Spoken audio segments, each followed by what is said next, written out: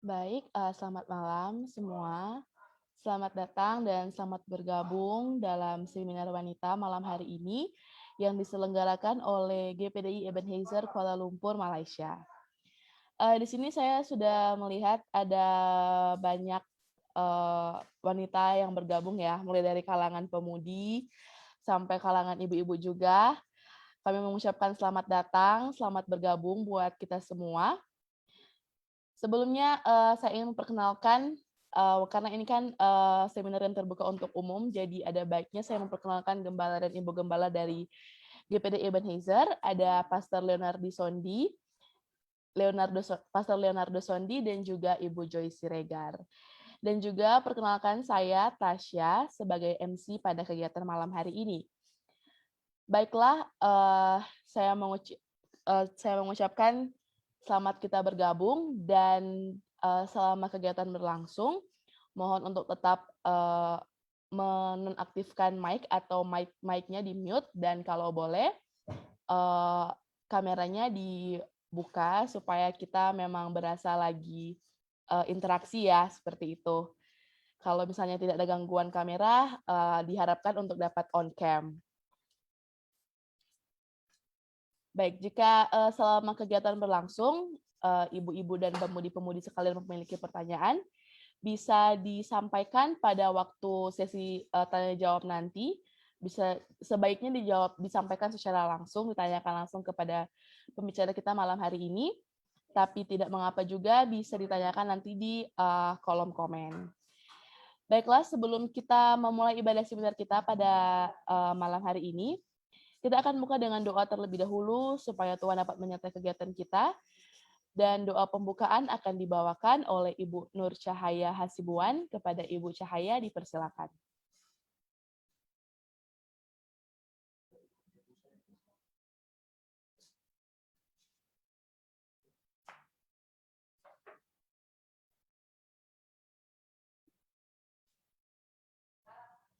Oke, baik. Nampaknya Ibu Cahaya sedang memiliki gangguan jaringan ya.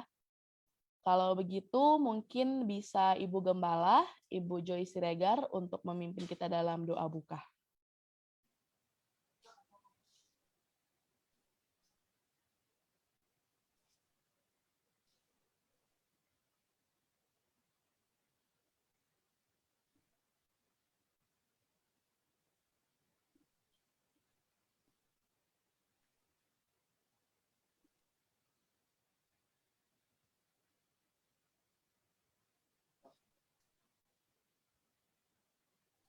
Buat Tuhan, di mana seminar wanita pada malam hari ini ke dalam tangan Tuhan. Biarlah Engkau yang bekerja, Engkau yang berkarya di tengah-tengah kami, Bapak. Bapak yang di sorga, kami serahkan Tuhan berjalannya acara ini ke dalam tangan Tuhan. Biarlah Engkau Tuhan yang memimpin sampai akhirnya kami menikmati sukacita dari Tuhan. Terima kasih Bapak yang baik, Engkau berkati juga di mana hamba-Mu, di mana kisahwara Tuhan, apa yang disampaikan kami percaya semua menjadi saluran berkat bagi kami Bapak. Terima kasih Tuhan, setiap jaringan yang kami saat ini pakai Tuhan Engkau berkati. Kami serahkan semuanya ke dalam tangan Tuhan. Engkau yang pimpin, Engkau yang sertai dan berkati ibadah seminar wanita pada malam hari ini. Di dalam nama Tuhan Yesus kami berdoa dan mengucap syukur. Haleluya. Amin.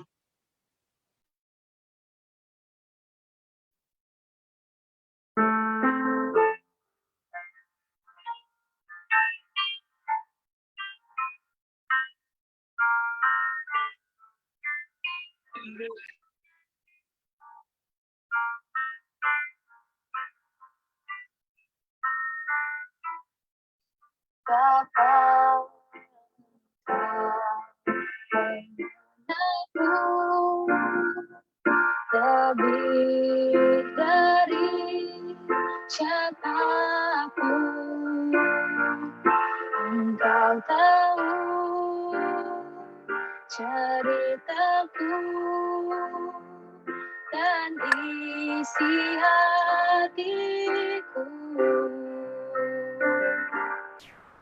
Tak peduli masa lalu, Engkau tetap memilihku. Ubahkanku, sempurnakan, jadi karya yang indah. Kini aku percaya tiada yang mustahil bagimu. Kuasa-Mu kuatkanku, dasarku berharap. Kini aku berserah pada rancangan-Mu bagiku. Ku ikuti panggilan-Mu, bukan setia sampai akhir hidupku.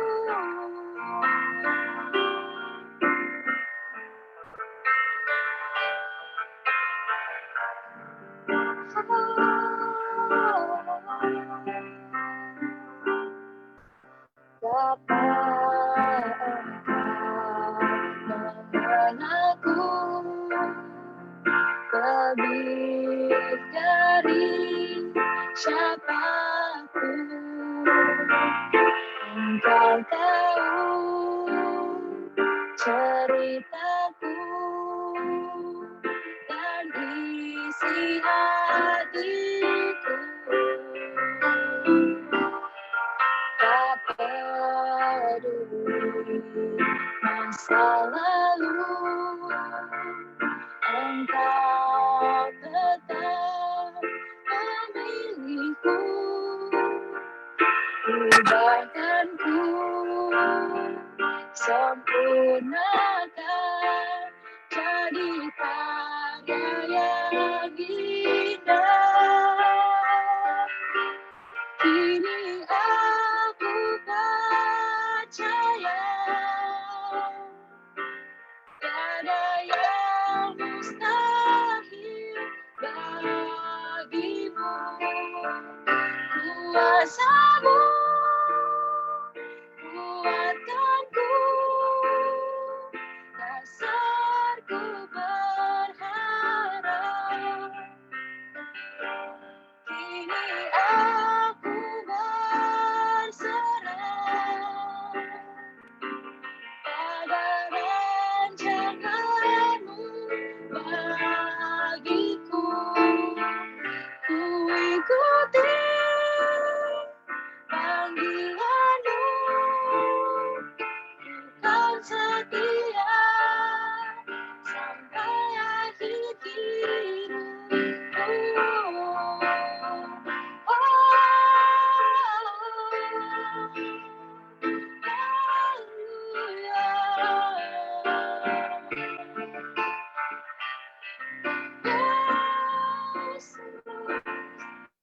We worship You, God.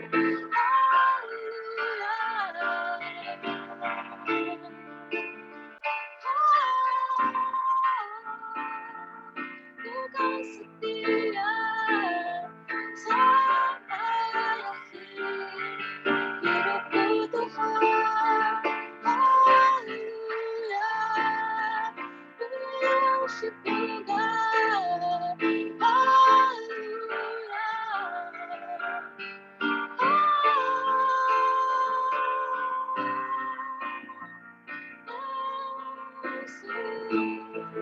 Thank Thank you for your love, Lanjut. Kedengaran.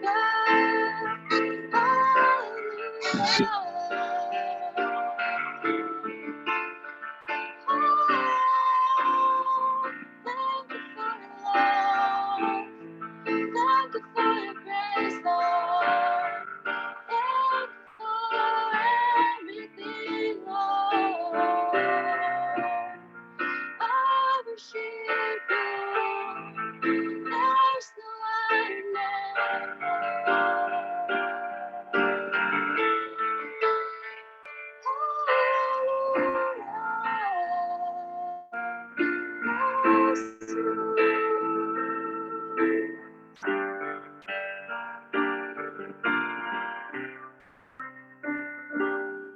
Kini aku percaya tiada yang mustahil bagimu. Kuasamu kuatkanku, dasarku berharap. Kini aku berserah pada rancanganmu bagiku. Ku ikuti panggilanmu, kan setia sampai akhir hidupku. Kini aku percaya tiada yang mustahil bagimu. Kuasamu kuatkanku, dasarku berharap. Kini aku berserah pada rancanganmu bagiku. Ku ikuti panggilanmu, kan setia sampai akhir hidupku. Ku kan setia sampai akhir hidupku.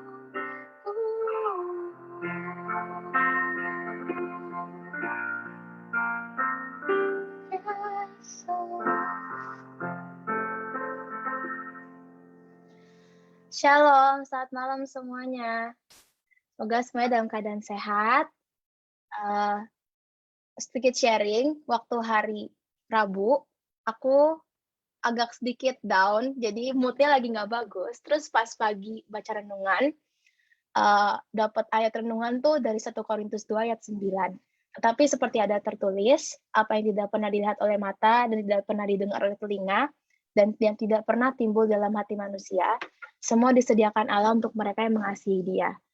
Jadi abis baca, nggak tahu kenapa, itu hari itu kayak happy banget. Jadi kayak walaupun sibuk, kuliah, terus pelayanan, tapi happy banget. Kayak ayat tuh jadi ayat kekuatan aku buat minggu ini. Di hari ini, kita akan praise the Lord, kita akan nyanyi lagu Allah Sanggup.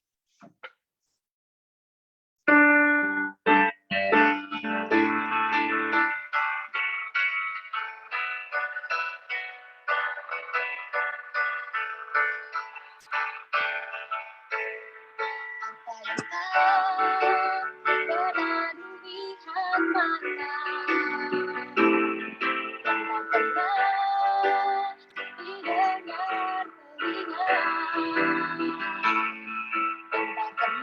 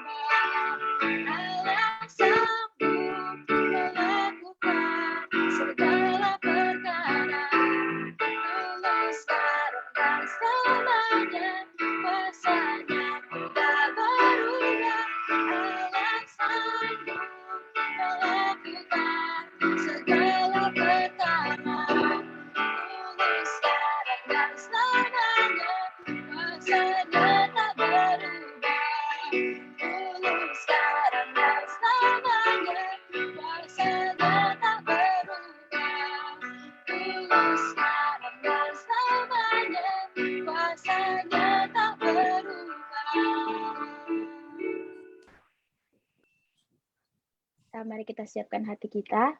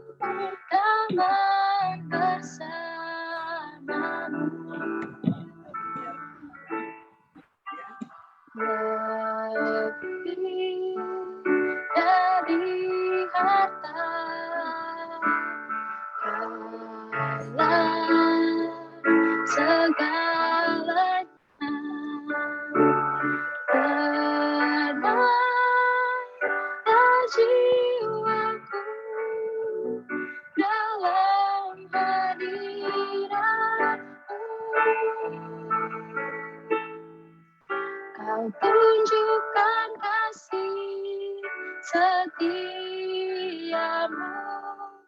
Kau menyediakan yang ku perlu, Kau setia,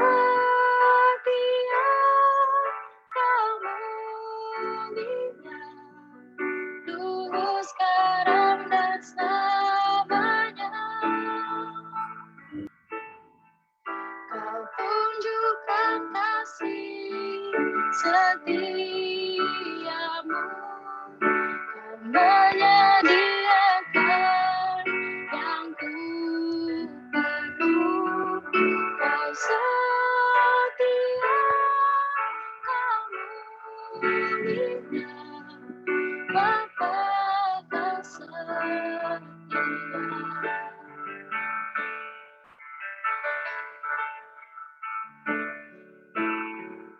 Nyanyikan lagu ini dengan sepenuh hati.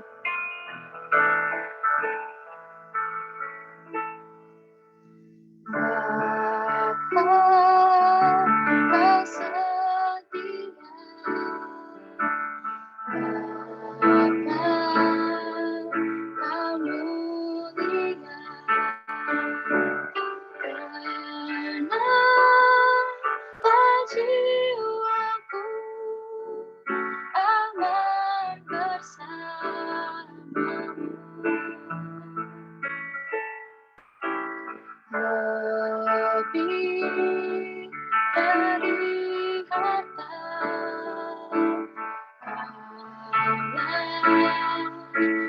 segalanya. Tenanglah jiwaku dalam hadirat-Mu.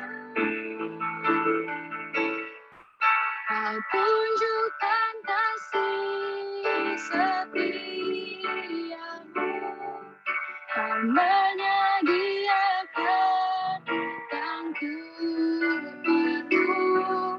Kau setia, Kau mulia, dulu sekarang dan selamanya. Kau tunjukkan kasih setiamu, Kau menyediakan yang ku perlu. Kau setia, Kau mulia, Bapa Kau setia.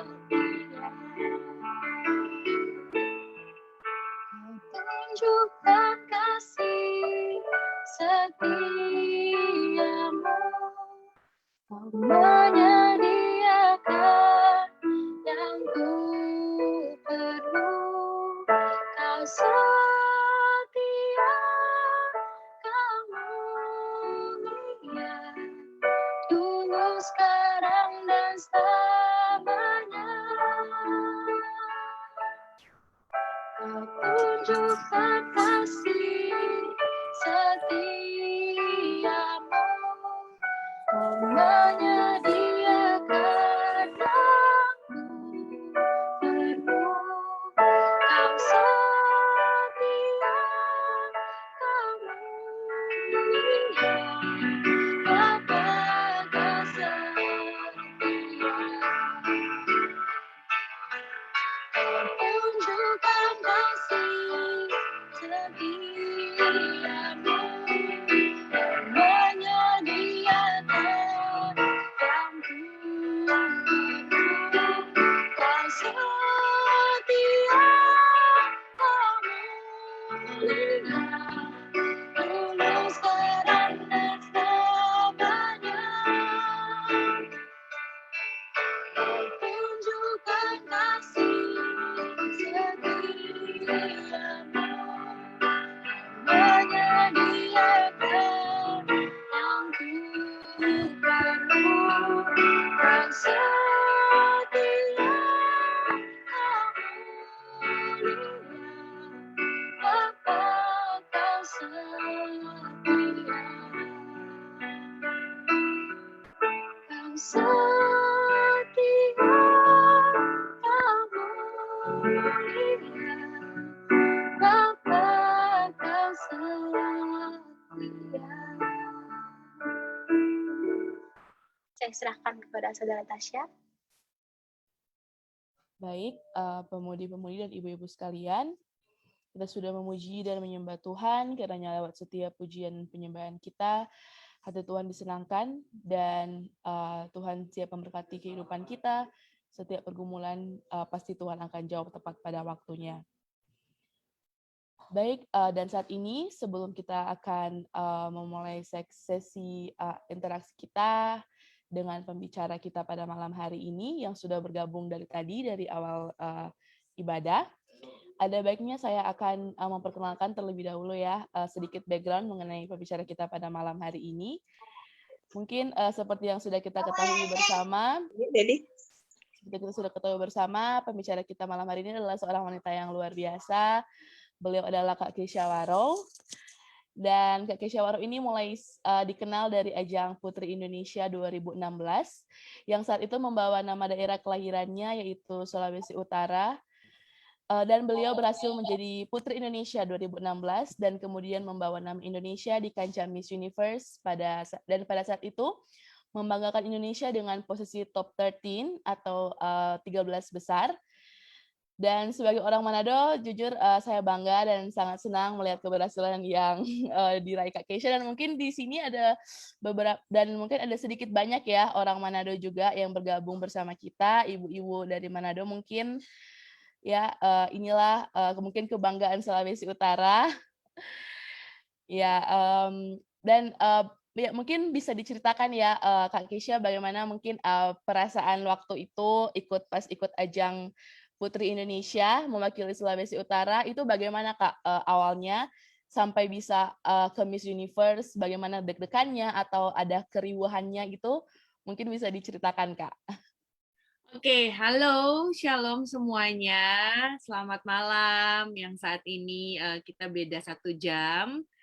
Dan puji Tuhan, sebelumnya saya bersyukur, berterima kasih untuk Pastor Leo dan juga Pastor Joyce Siregar. Thank you so much udah mempercayakan saya, mengundang saya melalui Zoom untuk sama-sama kita menguatkan satu dengan yang lainnya, sesama perempuan-perempuan, wanita-wanita yang saat ini ada, nggak melihat berbagai latar belakang, nggak melihat tua, muda, anak-anak, siapapun itu, kiranya apa yang saya sharing bisa menjadi berkat, bisa menjadi kekuatan, bisa menjadi iman lebih meningkat lagi, yang sekarang lagi lemah. Tadi juga ada pemain musik ya, Ruth, yang sementara goyah.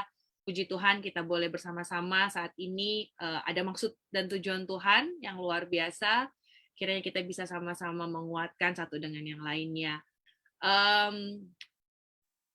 Luar biasa ya kepercayaan yang Tuhan kasih, yang awalnya nggak pernah terbayangkan, nggak pernah awalnya pernah punya kerinduan, pernah punya cita-cita jadi pengen menjadi putri Indonesia atau ngikut ajang putri Indonesia, tapi itu waktu itu masih kecil. Jadi ini mungkin ini kan semua ibu-ibu nih, ada yang mungkin mau calon ibu, ada yang sudah menjadi ibu, ada anak perempuan yang dulunya saya juga seperti anak-anak perempuan lainnya yang punya cita-cita saat itu melihat televisi, dan kebetulan ada mama di samping saya menonton ajang Putri Indonesia, ajang ya putri-putri kecantikan lah.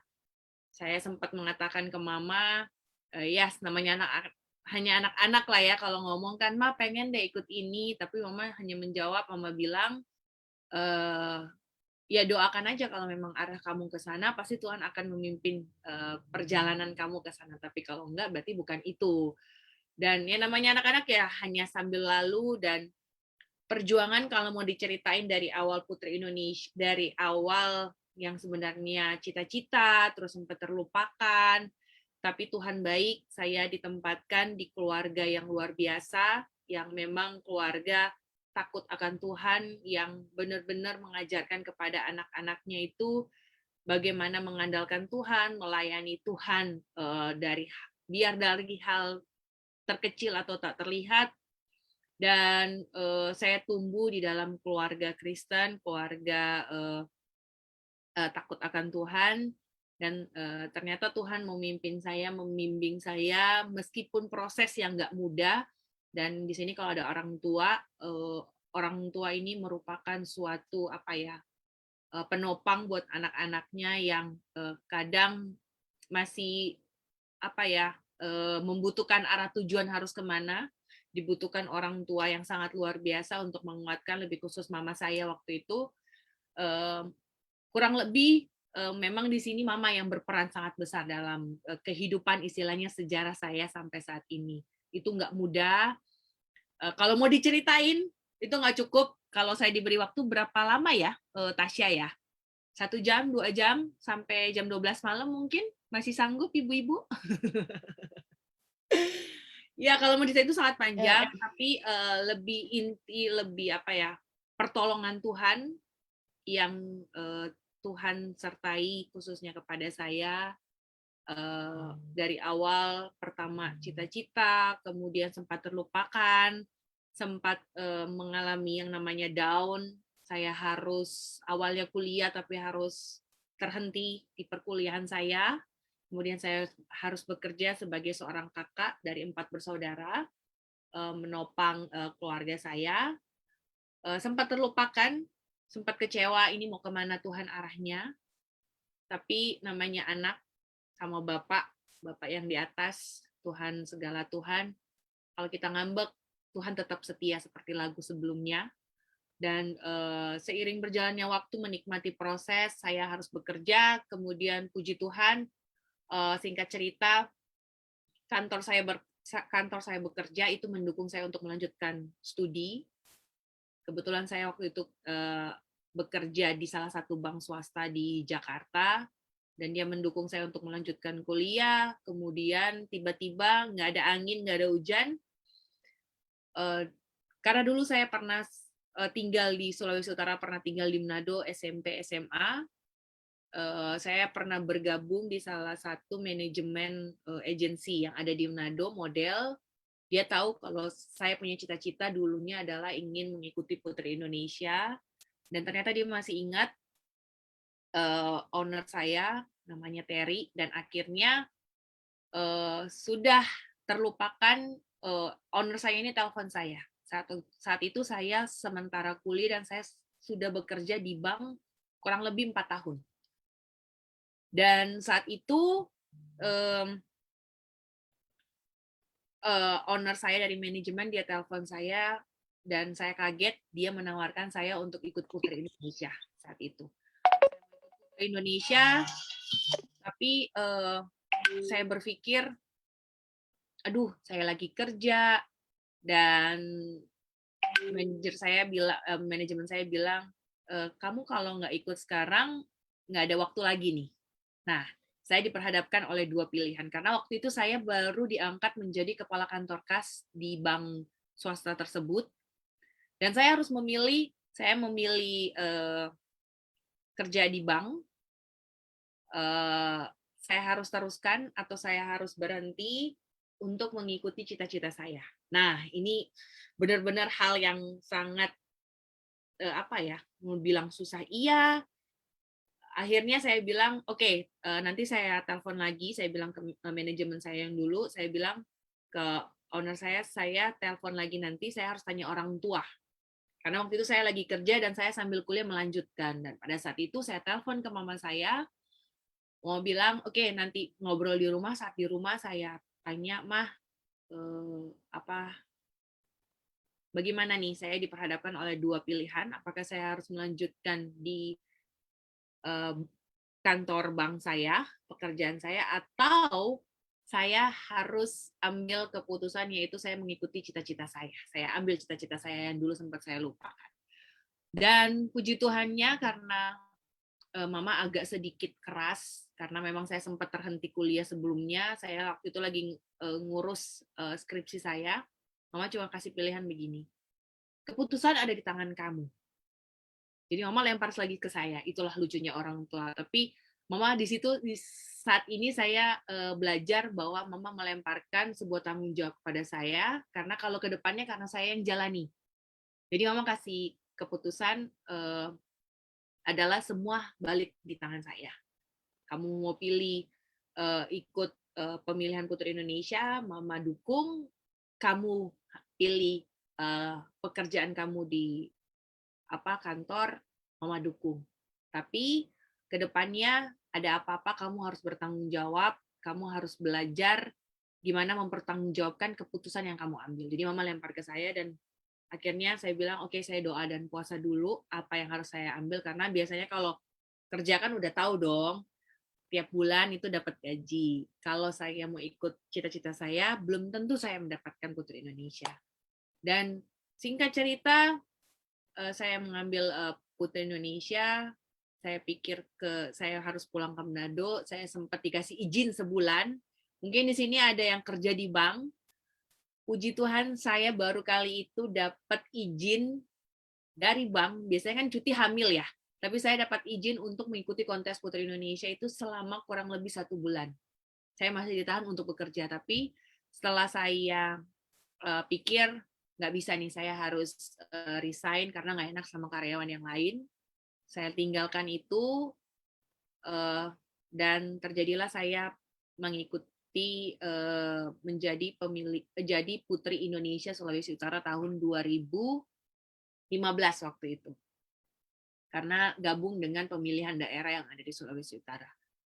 Saya pikir mudah, ternyata nggak mudah. Itu lagi Tuhan Yesus tolong sampai saya berangkat ke ajang nasional Putri Indonesia, semua dukungan keluarga, keluarga besar yang support saya. Banyak hal, banyak orang yang mengatakan bahwa sewaktu di Putri Indonesia, pemilihan Putri Indonesia waktu itu secara nasional, ada kabar desas-desus kalau sudah ada sudah ada pemenangnya. Saya sempat down. Waktu saya karantina, saya telepon mama saya bilang, "Mah," sambil nangis, "Mah, kenapa saya dengar-dengar pemenangnya udah ada? Buat apa saya susah-susah ikut karantina selama kurang lebih 10 hari, ternyata pemenangnya udah ada. Ngapain, Mah?" Saya marah ke mama saya. Terus mama cuma bilang begini, "Kenapa kamu harus khawatir? Kenapa kamu harus takut? Emang sudah tentu dia."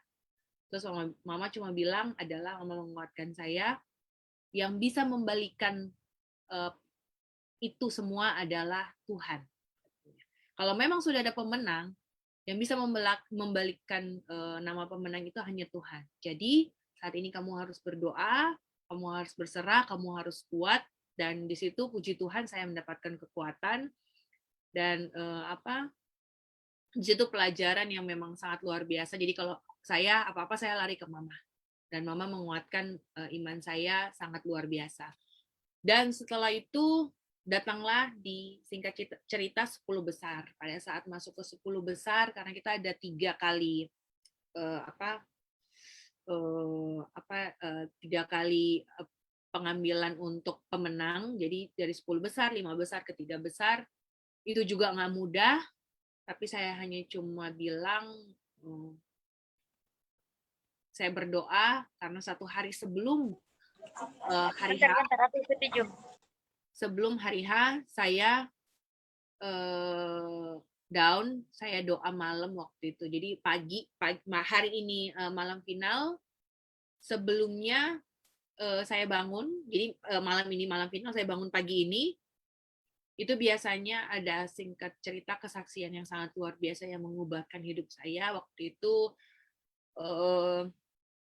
saat saya bangun, saya berpikir, dan saya takut, dalam kondisi takut, saya berpikir, Tuhan, ini hari besar, ini hari yang benar-benar semua mata tertuju sama saya, sama kita semua, karena itu diadakan live di televisi. Jadi nggak ada yang namanya bisa bohong atau salah, bisa diulangin, enggak. Jadi kalau misalnya salah, saya malu, kalau misalnya saya nari, saya jatuh atau apa, saya malu. Dan akhirnya saya di situ, saya masuk kamar mandi, saya pasang semua keran, waktu itu keran air, dan saya berdoa, sambil nangis, saya bilang, Tuhan, inilah titik terendah dalam kehidupan saya waktu itu. Saya cuma berserah, saya serahkan semua ketakutan saya, semua bagian saya ke dalam tangan-Mu, biar bagian Tuhan yang kerjakan. Karena waktu itu memang benar-benar takut dan panik, nggak tahu harus berbuat apa. Dan saya cuma serahkan sama Tuhan, saya nangis di dalam kamar mandi, dan setelah keluar kamar mandi, saya bilang, Tuhan, oke, Tuhan pasti tolong dan sertai saya. Jangan permalukan saya kasih bagian saya kepada Tuhan. Dan pada saat 10 besar pemenang, saya berpikir, Tuhan udahlah, saya kompromi dalam hati sama Tuhan. Tuhan udah, saya terima 10 besar aja, kayak gitu. Ya namanya kita kan ngobrol sama Tuhan kan nggak serius-serius amat gitu. Jadi dalam hati saya ngobrol, saya ngomong sama Tuhan, udahlah 10 besar aja, toh udah lumayan lah kalau dalam dunia pekerjaan, saya bisa kasih CV saya, udah oke lah. Ternyata Tuhan kasih kepercayaan lain, Tuhan kasih meningkat saya di 5 besar.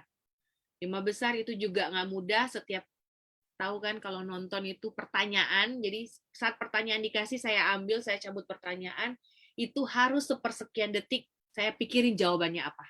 Bisa dibayangkan kan, sepersekian detik saya harus jawab setiap pertanyaan yang saya ambil, dan itu disaksikan secara live di televisi.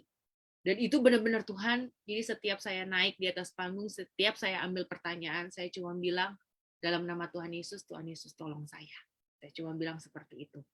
Dan ternyata pada saat 5 besar, kompromi masuk ke 3 besar, saya kompromi lagi sama Tuhan. Tuhan, udahlah cukup 5 besar, toh ini udah lumayan loh dalam dunia pekerjaan. buat apa 3 besar? Saya udah mikir ke depannya, saya bilang, Tuhan 3 besar itu juara 1, 2, 3. Itu dikirim ke ajang internasional. Itu bebannya luar biasa.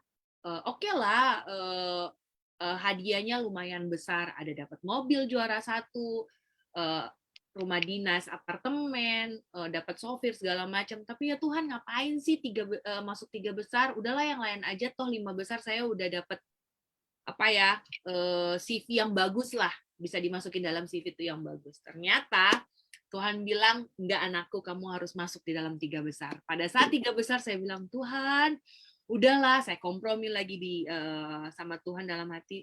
Oke, Tuhan, saya udah masuk 3 besar, saya minta juara 3 aja Tuhan ya. Kalau juara 1 itu lumayan apa ya, kalau secara logika itu lumayan berat, semua tumpuan pasti kan kelihatannya di juara 1. Udahlah Tuhan, juara 3 aja, toh dapat mobil dinas, nggak apa-apa deh, saya nggak dapat mobil, saya bilang begitu. Toh juara 3 juga kalau di CV pekerjaan udah lumayan. Udahlah Tuhan ya, juara 3 aja, saya bilang kayak gitu. Dan saya jujur, saya bilang, kenapa juara 3? Karena kalau juara 1 itu bebannya terlalu besar, dan saya nggak bisa bahasa Inggris, Tuhan. Udah deh, cukup deh, saya bilang gitu. Karena kelemahan saya tahu, saya bahasa Inggrisnya agak kurang. Ya paling cuma bisa jawab yes or no. Cuma gitu doang. Jadi saya bilang, Tuhan udahlah juara 3 aja. Kalau misalnya juara 1 itu bebannya sangat besar. Saya bilang, Tuhan udah ya, juara 3. Kalau misalnya bahasa Inggris saya nggak bisa, terus saya mau pakai bahasa apa? Bahasa roh. Kan nggak mungkin Tuhan. Saya bilang kayak gitu. Saya kompromi sama Tuhan waktu itu. Ternyata saat masuk pengumuman juara 1, Tuhan berkata lain.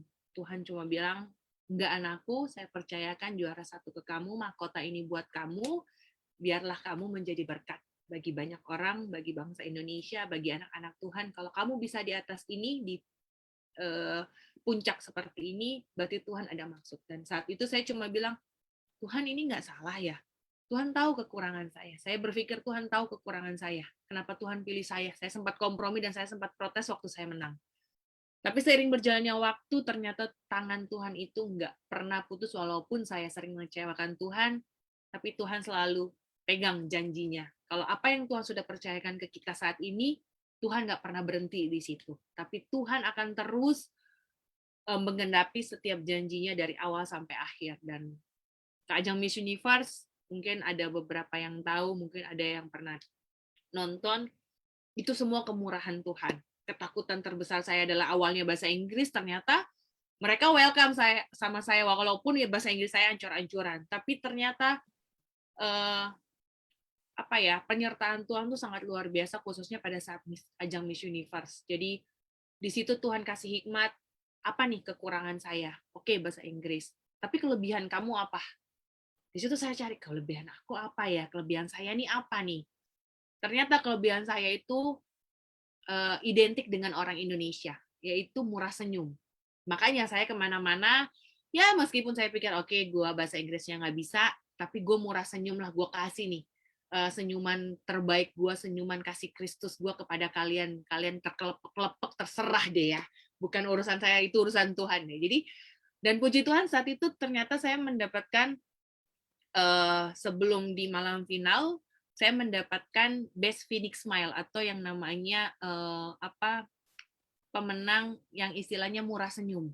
Jadi kemana-mana tuh saya dikenal dengan yang namanya murah senyum karena selalu saya senyum di mana-mana sampai ada orang Indonesia tanya, Kisha, kamu nggak capek ya ininya tuh selalu tuh senyum gitu kan? Mungkin kita kalau ketawa atau senyum tuh kan ya 1 jam deh, tahan nggak? Terus saya bilang enggak kok, udah biasa. Kamu bisa ya, aku nggak bisa nih, aku nyobain kamu senyum terus dari pagi sampai malam sampai kamu masuk kamar. Saya dalam hati itu semua karena Tuhan. Tuhan tahu, Tuhan bekerja, walaupun secara pikiran, secara manusiawi itu nggak mungkin. Ternyata Tuhan bikin mungkin apa yang nggak mungkin itu mungkin bagi Tuhan. Dan puji Tuhan di ajang Miss Universe saya masuk ke dalam kategori 13 besar dari sekitar 60-an, 70-an negara waktu itu, dan itu diadakan di Filipina. Dan puji Tuhan itu suatu berkat, suatu pengalaman, suatu hal yang luar biasa dalam hidup saya, yang kadang saya mengecewakan Tuhan tapi tetap Tuhan setia sama saya sampai kapanpun. Dan itu yang hal yang luar biasa yang saya ceritakan saat ini. Iya, dari tadi, aku dengar jujur merinding ya, Kak Kes. Haleluya. Karena, betul-betul menginspirasi juga dan di sini mungkin banyak teman-teman yang sudah mulai senyum-senyum gitu pas dengar, cerita dari Kak Kesha dan mungkin, kan tadi Kak Kesha bilang kalau misalnya kekurangan itu mungkin, dari segi speaking ya, di Ya. bahasa Inggris gitu. Nah dan di situ, mmm ada terpikir untuk kenapa, tidak mementingkan, kelebihannya gitu. Nah mungkin, dari Kak Kesha sendiri ada nggak, mungkin kan kalau setiap orang itu punya kekurangan gitu. Nah mereka malah yang lain tuh minder atau merasa insecure gitu dengan kekurangan mereka. Bagaimana mungkin dari Kak Kesha dapat membagikan gimana sih supaya kita nggak perlu insecure gitu dengan kekurangan kita, dengan, nggak usah minder gitu dengan kekurangan yang dalam diri kita?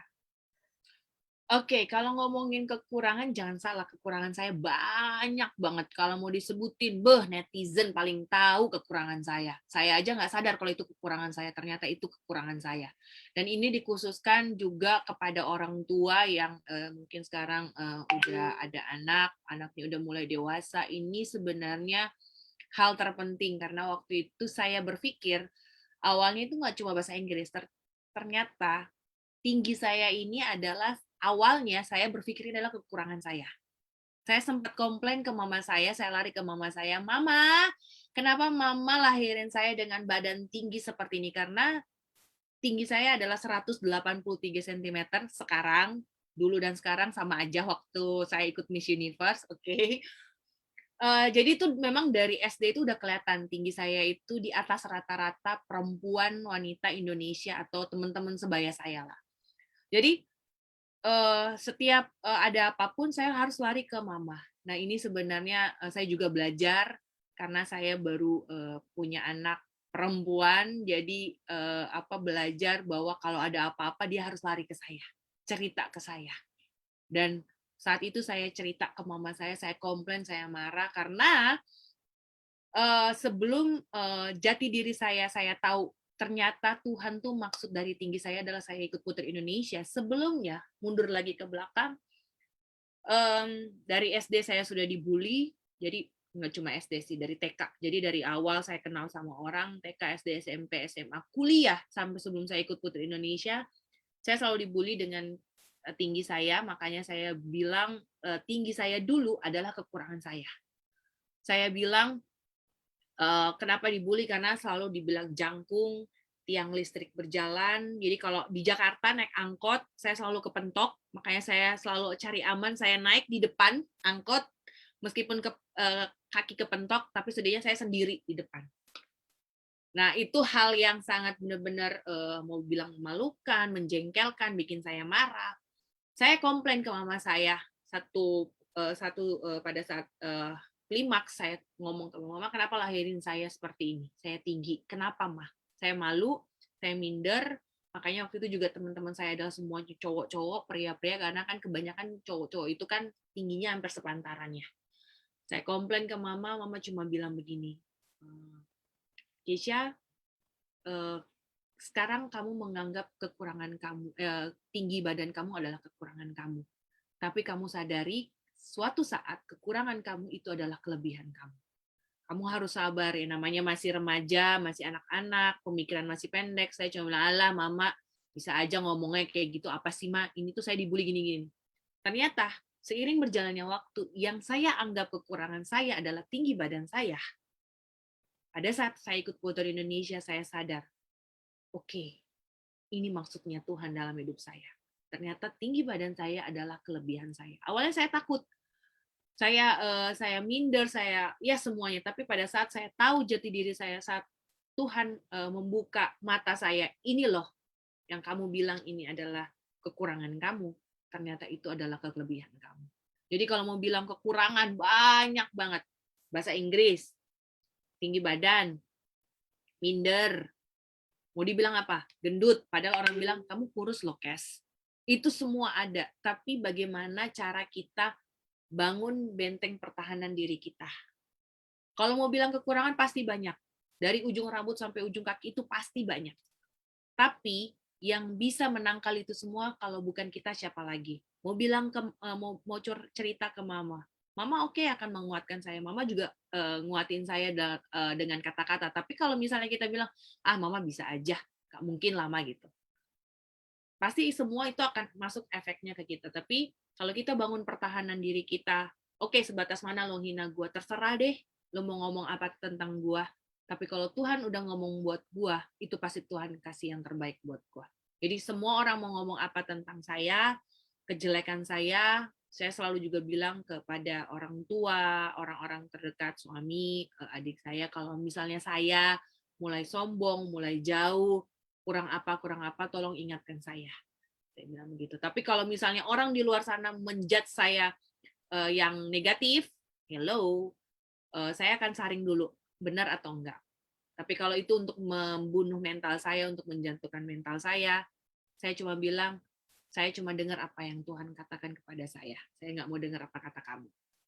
Jadi semua tergantung dari kita. Kalau kita ngebangun benteng pertahanan kita dulu ya. Orang mau ngomong apa, terserah. Kecuali kalau orang terdekat kita, keluarga kita, orang tua kita kasih tahu, ini loh kamu harus ini. Oke, kalau salah benerin, kalau memang benar dan mereka salah kaprah, ada pro dan kontra, kita jelaskan.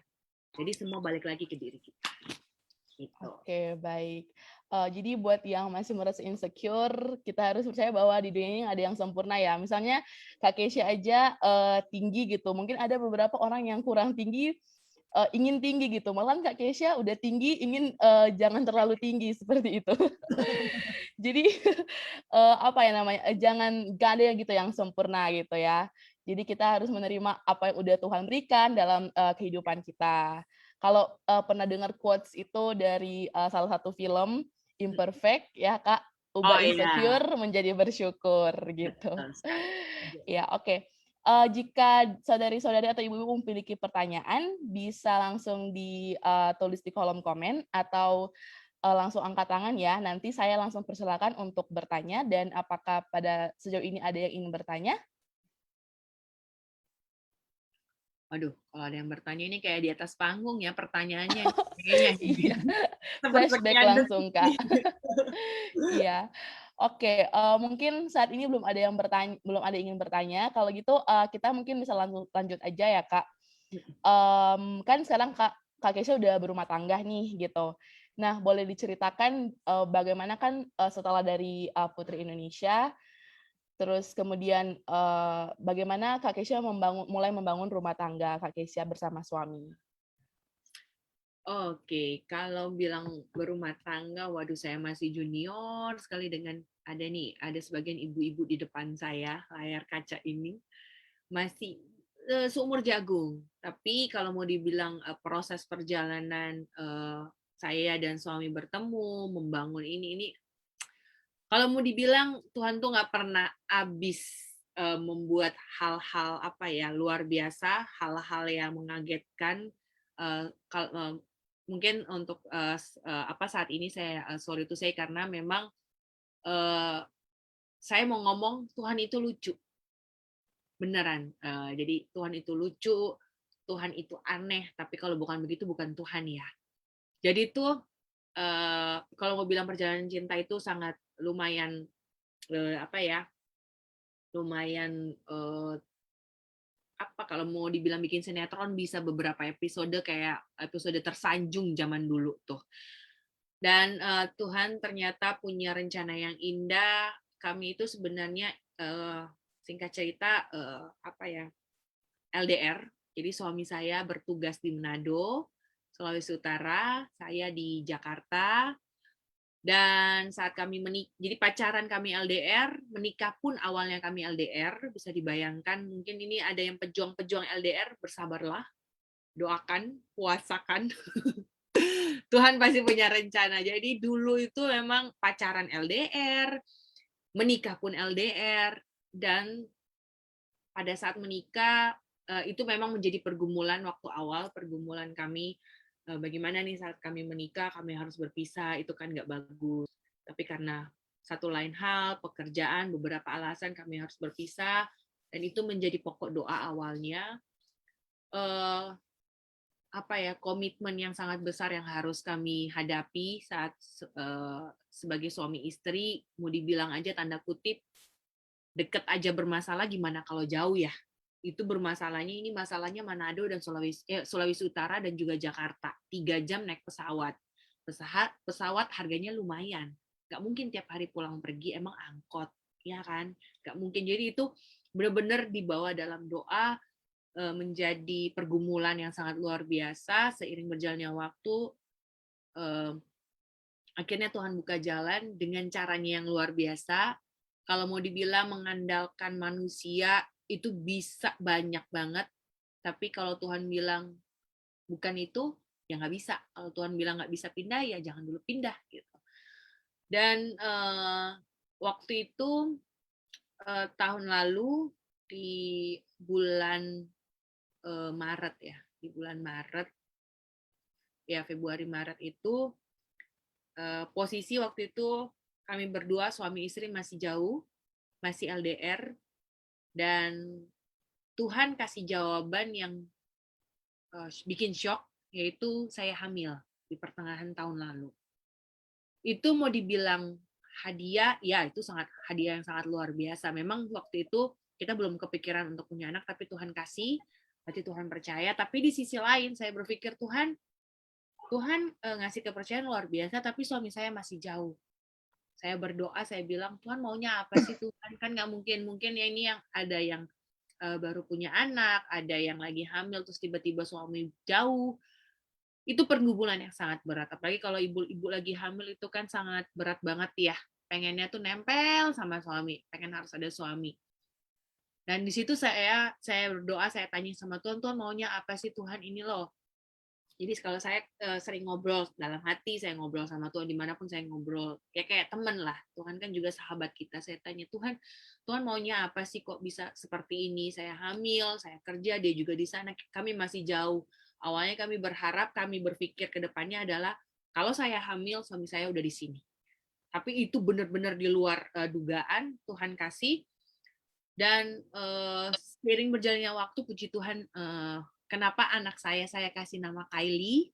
Anak saya namanya Kylie karena anak ini sangat kuat. Jadi di trimester pertama bapaknya belum ada. Maksudnya bapaknya nggak di samping saya gitu loh. Suami saya masih di Manado. Tapi di trimester pertama mungkin ibu-ibu tahu nih, kalau trimester pertama itu kan sangat berat banget. Apalagi kalau nggak ada suami. Dan saat itu ada adik saya yang kedua. Dia yang menggantikan posisi suami saya, kalau saya ngidam apa dia selalu ada. Dan ternyata seiring berjalan waktu di usia yang ke 5 atau 6 bulan, Tuhan kasih jawaban. Ternyata suami saya pindah ke sini. Itu di luar pemikiran saya, di luar akal manusia. Saya pikir Tuhan, awalnya saya bilang, Tuhan nggak mungkin lah suami saya bisa pindah ke sini. Emang suami saya siapa? Bukan pimpinan tertinggi Tuhan. Nggak bisa lah mau pindah ke sini dalam waktu cepat. Masalahnya saya lagi hamil, saya maunya suami saya di samping saya komplain sama Tuhan, saya ngomong sama Tuhan, saya cerita sama Tuhan. Ternyata di luar dugaan, apa yang nggak pernah terfikirkan, apa yang nggak pernah dilihat, nggak pernah didengar, Tuhan kasih tahu. Tuhan kasih sediakan di waktu yang sangat tepat. Di usia 5-6, 5 ke 6 itu suami saya dipindahkan, saya bingung, saya kaget, kok bisa sih kamu pindah ke sini? Tiba-tiba keluar mutasi, saya pindah ke Jakarta. Dan di situ terheran-heran sama caranya Tuhan yang nggak pernah saya lihat. Tiba-tiba suami saya bisa sama-sama saya di Jakarta. Kami akhirnya bisa barengan, tapi di situ lagi pada saat saya hamil itu kan waktu COVID, saya memutuskan untuk melahirkan di Sulawesi Utara di Manado. Suami saya kerja di sini. Itu karena orang tua kan yang memang di sana yang memang udah ada penyakit bawaan. Saya harus mengalah, mungkin orang tua saya datang ke sini. Sempat perjalanan juga sempat kecewa sama Tuhan, sempat ngambek sama Tuhan, marah sama Tuhan. Tapi saat saya nggak setia, Tuhan tetap setia sama saya. Tuhan kasih jawaban yang bisa dibayangkan. Saya ke Sulawesi Utara, saya ke Manado, suami juga masih di sini karena memang harus hamil berapa suami saya bisa ada waktu saya lahiran. Tuhan kasih sesuatu hal hadiah yang luar biasa, yaitu saya mendapatkan penanganan rumah sakit secara gratis itu karena ada salah satu, jadi dari adik saya punya rekan, nah rekan ini yang membantu saya untuk mendapatkan perawatan saat melahirkan, itu semua gratis di rumah sakit, itu luar biasa. Dan kaget juga, ini beneran Tuhan saya gratis. Padahal udah siapin dana, tapi saya pikir dana ini cukup nggak ya untuk bayar rumah sakit? Karena memang posisinya waktu itu saya sesar, karena anak saya lumayan besar, panjangnya 54 cm, besarnya 45. Jadi bisa dibayangkan sebesar apa? Sebesar mamanya. Karena mamanya juga tinggi, ya kan? Bapaknya juga tinggi, besar, jadi ya ikut mama dan papanya. Jadi waktu itu panjangnya 54, besarnya itu 45. Jadi mau nggak mau sesar, itu juga ada proses yang sangat luar biasa lagi, yang saya sempat emosi juga waktu lahiran karena harus ditahan di luar pemikiran lagi, yang awalnya saya cuma mau ngecek di rumah sakit, ternyata saya ditahan karena anak ini harus dikeluarkan. Kalau enggak, resiko kalau untuk ibunya atau untuk anaknya. Karena saya nggak tahu awalnya alasannya apa, dan puji Tuhannya adalah dalam masa-masa seperti ini, hanya yang diperbolehkan suami masuk adalah pada saat lahiran normal. Tetapi kalau sesar, mungkin ada yang baru melahirkan, sesar itu suami nggak bisa masuk sama sekali. Tapi puji Tuhan, Tuhan kasih lagi kesempatan, kasih hal yang luar biasa. Pada saat saya sesar, di bulan November kemarin, itu masih masa-masa COVID-19 ini merebak, suami saya bisa menemani saya waktu saya di Manado. Dan itu sangat luar biasa karena saya juga sempat komplain sama dokter kalau misalnya itu kekuatan saya itu nggak mungkin. Tapi Tuhan gerakan hati-hati dokter, hati-hati para manajemen rumah sakit itu untuk suami saya bisa masuk. Karena memang posisinya waktu itu kaget juga, yang awalnya saya cuma mau ngecek, tapi ternyata Tuhan semua lancarkan, Tuhan kasih bonus, suami saya boleh masuk dalam ruang pasca persalinan saat itu. Dan itu benar-benar penyertaan Tuhan yang luar biasa, gak henti-hentinya saya bersyukur dan saya ingin setia sampai akhir. Oke, baik. Sebuah perjuangan ya, Kak. Perjuangan sekali. Iya. Oke, kan sekarang Kak Keisha sudah menjadi seorang ibu nih. Aku juga cukup ikutin baby Kylie juga di Instagram. Iya. Dan apakah ada kebiasaan yang berubah gitu dari Kak Keisha setelah menjadi seorang ibu? Dan kan setahu aku baby Kylie-nya di Manado ya, Kak? Nah, dan itu aku sering lihat Kak Keisha kok balik Manado, Jakarta gitu. Nah, itu bagaimana Kak Keisha membagi waktu gitu antara seorang public figure dan menjadi seorang ibu? Ya, memang sebenarnya ada beberapa alasan yang memang mengharuskan sementara anak saya itu dipegang oleh orang tua, dari suami khususnya, karena memang kondisinya masih pasca seperti ini, masih rentan juga anak-anak, meskipun memang imunnya kuat, tapi kan kami tetap berjaga, menjalin komunikasi yang sekarang puji Tuhan udah ada video call, jadi setiap menit, setiap jam, yang memang nggak bisa sampai lebih dari 5 menit kalau telepon, meskipun nanti diulangin lagi sejam kemudian, karena memang yang namanya orang tua, ibu yang jauh dari anak, pasti ada sesuatu, hati batin pasti sedih ya, tapi itu lagi kita tahu, suami istri, keluarga tahu pasti ada rencana Tuhan, karena memang nggak mudah, nggak gampang dalam masa pandemi seperti ini, dan jauh banget. Akhirnya kami percaya pasti kami bisa berkumpul dengan anak, itu ada waktunya juga. Karena ini kayaknya kalau mau dibilang, saya pikir ini kayak keluarga kita ini keluarga LDR-an ya, nggak suami sama istri, terus ngumpul, tiba-tiba anak juga LDR-an, jadi kayak ini kayaknya kayak udah biasa ya, kayak udah biasa aja gitu. Cuman namanya anak pasti kan ada sesuatu hal yang nggak enak ya kalau jauh. Cuman kita tahu ada rencana Tuhan lah, karena ada alasan-alasan yang awalnya dari COVID, terus di sini juga memang namanya orang tua di sana juga masih belum percaya. Maksudnya belum percayanya kan kalau kami ambil babysitter di sini takutnya seperti apa karena banyak kejadian yang memang orang tua kami lihat. Jadi ya udahlah kalau sama orang tua sendiri kan udah diperlakukan menjadi anak sendiri gitu loh. Jadi nggak ragu. Makanya orang tua udahlah mama papanya kerja cari duit toh ujung-ujungnya buat anak juga gitu. Ya doakan suatu saat ada waktunya Tuhan pasti kami akan bersama-sama lagi. Iya, amin. Oke. Baik, sekarang kita ke pelayanan nih Kak Kes. Tapi sebelumnya, apakah ada yang mau bertanya? Saudari-saudari atau ibu-ibu, apakah ada yang mau bertanya?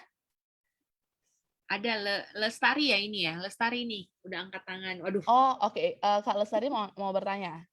Silakan Kak, di unmute. Oke,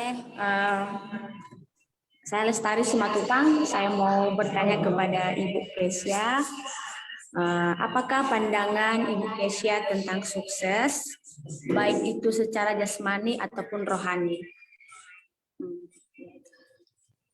Waduh, Oke. pertanyaannya kayak di atas panggung kan? Iya. Dari judge ini Kak. Iya, oke. Kalau menurut saya, pandangan saya sukses kalau mau dibilang keinginan sukses itu pasti nggak ada habisnya. Pada saat kita di bidang pekerjaan, aku pengen sukses di bidang pekerjaan satu gitu.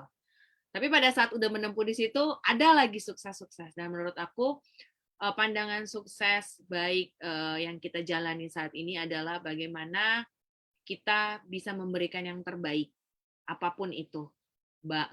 Bagi diri kita, bagi orang sekitar, bagi orang tua, bagi keluarga, karena banyak hal pandangan sukses itu yang benar-benar bagi saya adalah sesuatu yang bisa menyenangkan orang-orang sekitar kita. Kadang memang juga saya masih belajar, terutama kepada suami, kepada orang-orang terdekat. Pasti ada pro kontra pada saat kita mengharapkan, oke, gue udah sukses nih untuk sebagai seorang ibu, tapi ternyata pandangan orang kepada kita itu bukan arti sukses buat mereka. Jadi menurut aku kesuksesan yang sejati adalah pada saat kita memberikan yang terbaik buat orang-orang terdekat kita, walaupun mereka tidak pernah menilai bahwa itu kesuksesan kita. Karena yang mengukur kesuksesan kita adalah diri kita sendiri. Karena kesuksesan itu kita yang mulai, kita yang sadar, kita yang menilai diri kita sendiri, kita yang memberikan pujian, oke, ini gue udah sukses nih. Sama kayak kita membersihkan rumah lah ibu-ibu ya, nih pada perempuan-perempuan di sini, wanita-wanita di sini, pada saat kita contoh, kalau saya membersihkan kamar gitu kan, udah bersih, udah segala macam. Tapi kalau misalnya tiba-tiba suami datang ke kita udah kayak, oke, gue sukses nih, bersihin kamar. Jam ini, 1 jam gue udah bersihin kamar, sukses banget nih. Udah bersih, udah dilap segala macam. Tapi pada suami datang, tapi tiba-tiba suami bilang, ini kenapa ya? Mana ya barang aku ya ini? Kita lupa.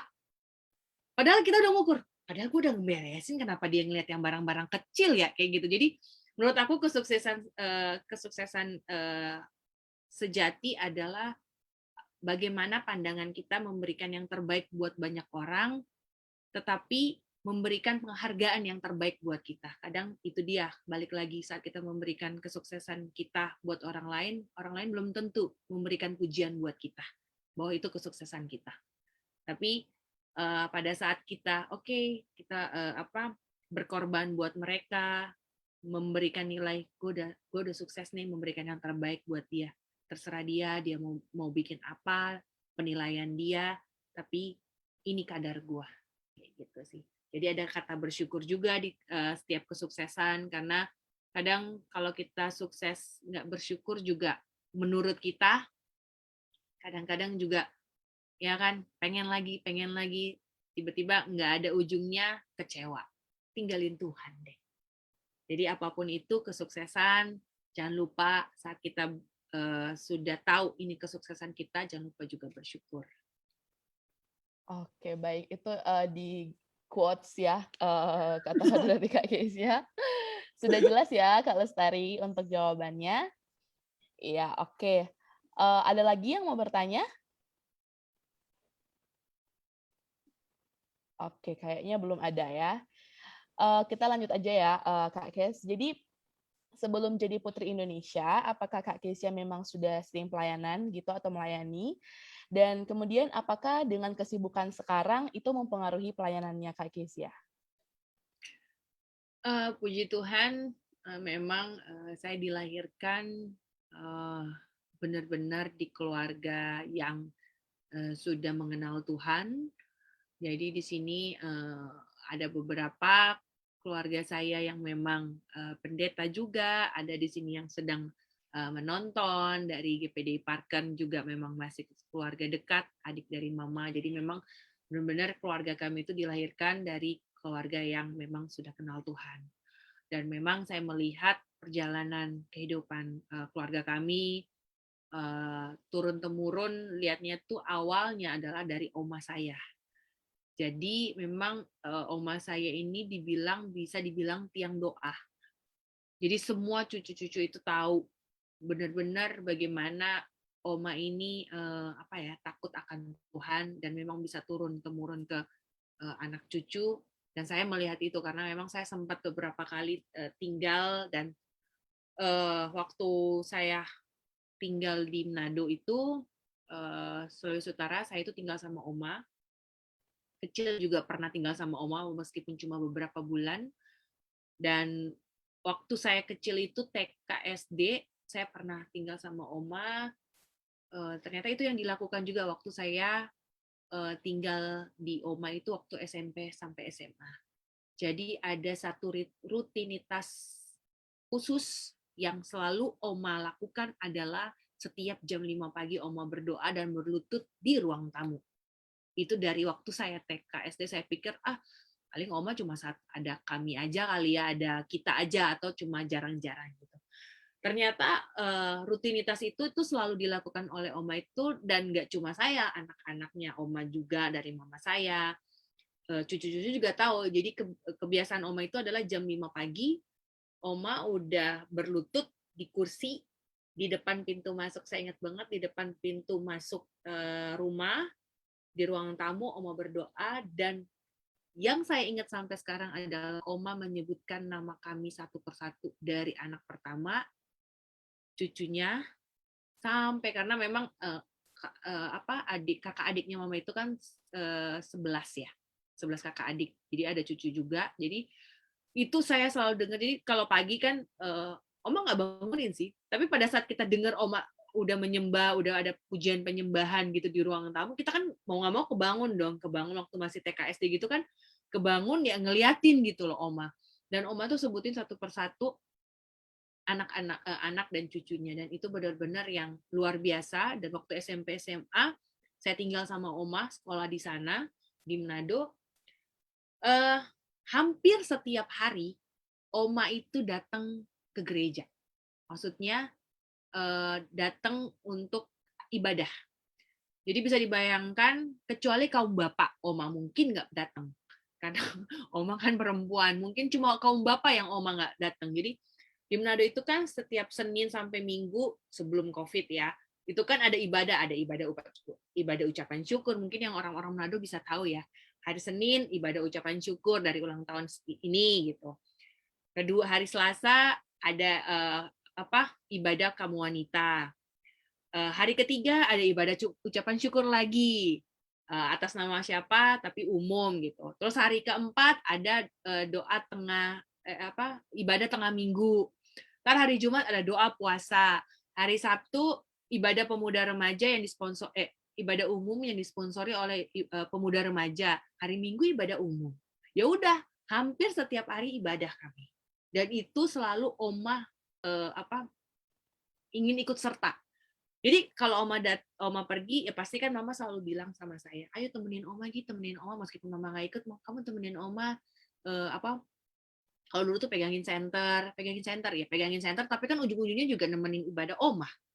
Jadi itu yang dilihat kesetiaan Oma sampai Oma terakhir pun, Oma masih sakit, saya melihat kesetiaan Oma yang luar biasa, dan itu yang saya lihat, wow, luar biasa ya Oma turun temurun melihat dalam tanda kutip Oma nggak mewariskan harta yang sangat banyak, tapi Oma mewariskan iman yang sangat luar biasa bagi kami, kesetiaan yang luar biasa dalam mengiring Tuhan gitu sampai akhirnya, dan di situ kelihatan banget gitu loh. Ini yang harus saya pegang, harus yang saya pelajari. Masa Oma aja sampai usianya yang benar-benar 70-an, saya yang masih usia segini aja nggak bisa gitu melayani. Dan di situ akhirnya termotivasi juga sama Oma yang lucunya juga, meskipun udah usia 70-an, Oma masih ingat ulang tahun kami anak cucu. Bisa dibayangkan, anak 11, cucu ya puluhan lah.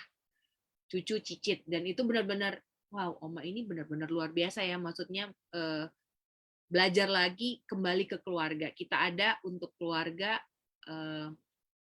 demi keluarga dilahirkan, balik lagi kepada keluarga. Dan Tuhan melakukan itu semua, Tuhan turun di tengah-tengah keluarga besar kami, dan itu yang kami ambil. Dan pelayanan, akhirnya saya juga ikut melayani, memang dari dulu sudah pelayanan, dan pernah singers, kalau mau pelayanan ya singers, tamborin dulu, padahal kelihatan badan keras ya, padahal dulu tamborin, rebana, terus terakhir saya melayani di belakang layar, ada LED, jadi yang teknologi kalau mau nyambungin kabel ke laptop buat keluar di LED depan, itu saya.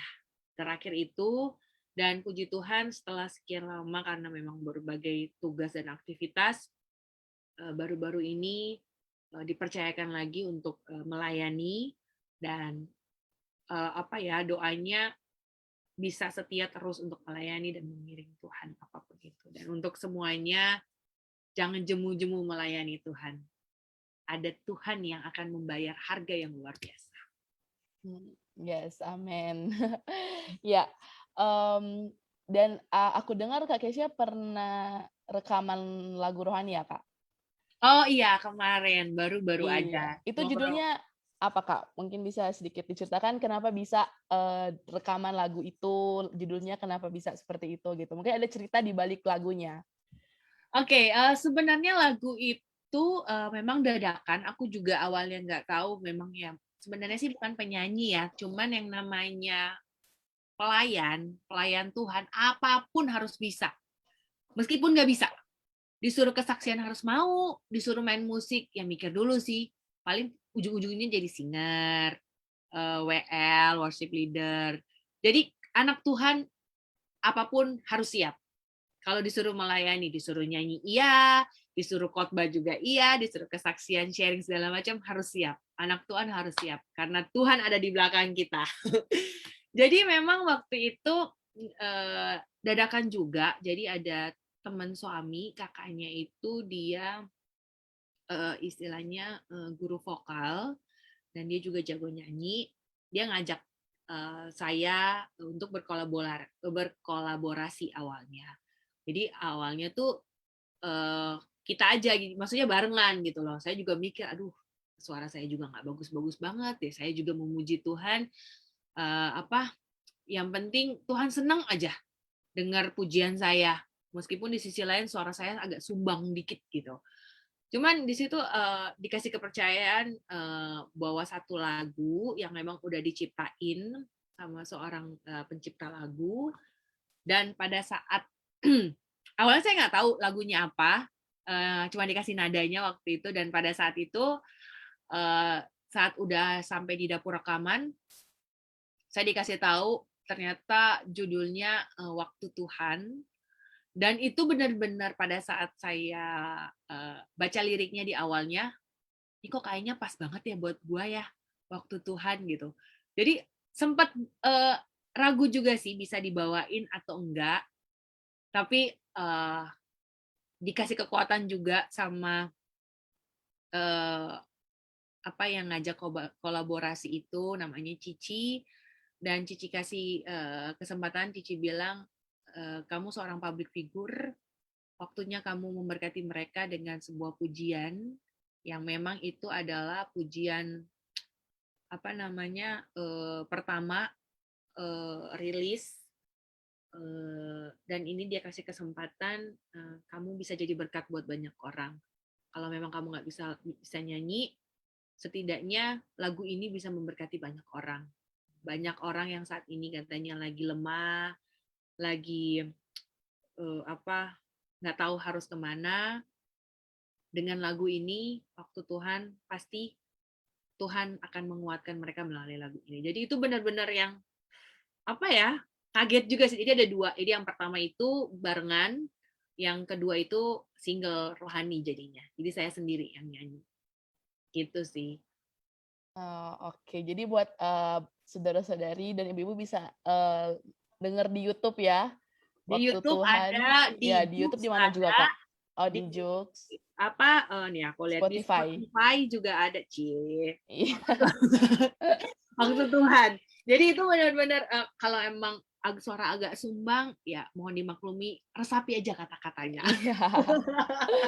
Iya, Waktu Tuhan by Kesha Waro ya, di Ya. itunya, iya. Betul. Oke. Kita next ya, Kak. Kan ini Kak Kesha sekarang jadi seorang public figure kan gitu. Terlepas dari gelar Putri Indonesia, setelah itu mungkin langsung jadi anchor news kah atau gimana, Kak? Itu juga sempat bingung sih awalnya harus kemana. Awalnya udahlah nggak usah jadi seorang entertainer gitu, bergerak di dunia entertainment.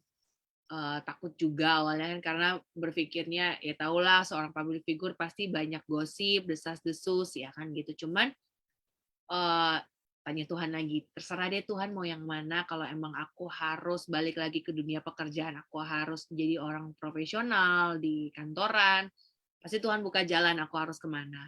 Kalau memang aku harus sebagai terjun di dunia entertainment, pasti Tuhan buka jalan, Tuhan kasih kekuatan. Karena kalau misalnya dibilang ya namanya dunia pekerjaan pasti ada resiko ya, ada